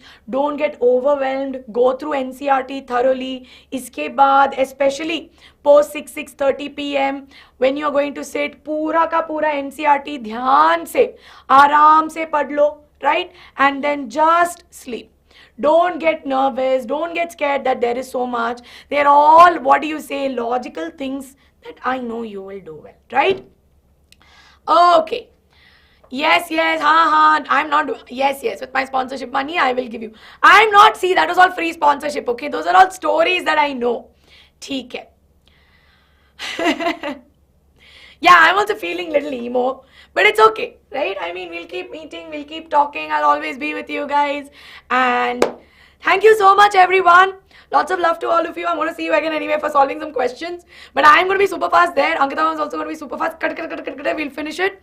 And we will sign off. So thank you so much, everyone, for staying with us.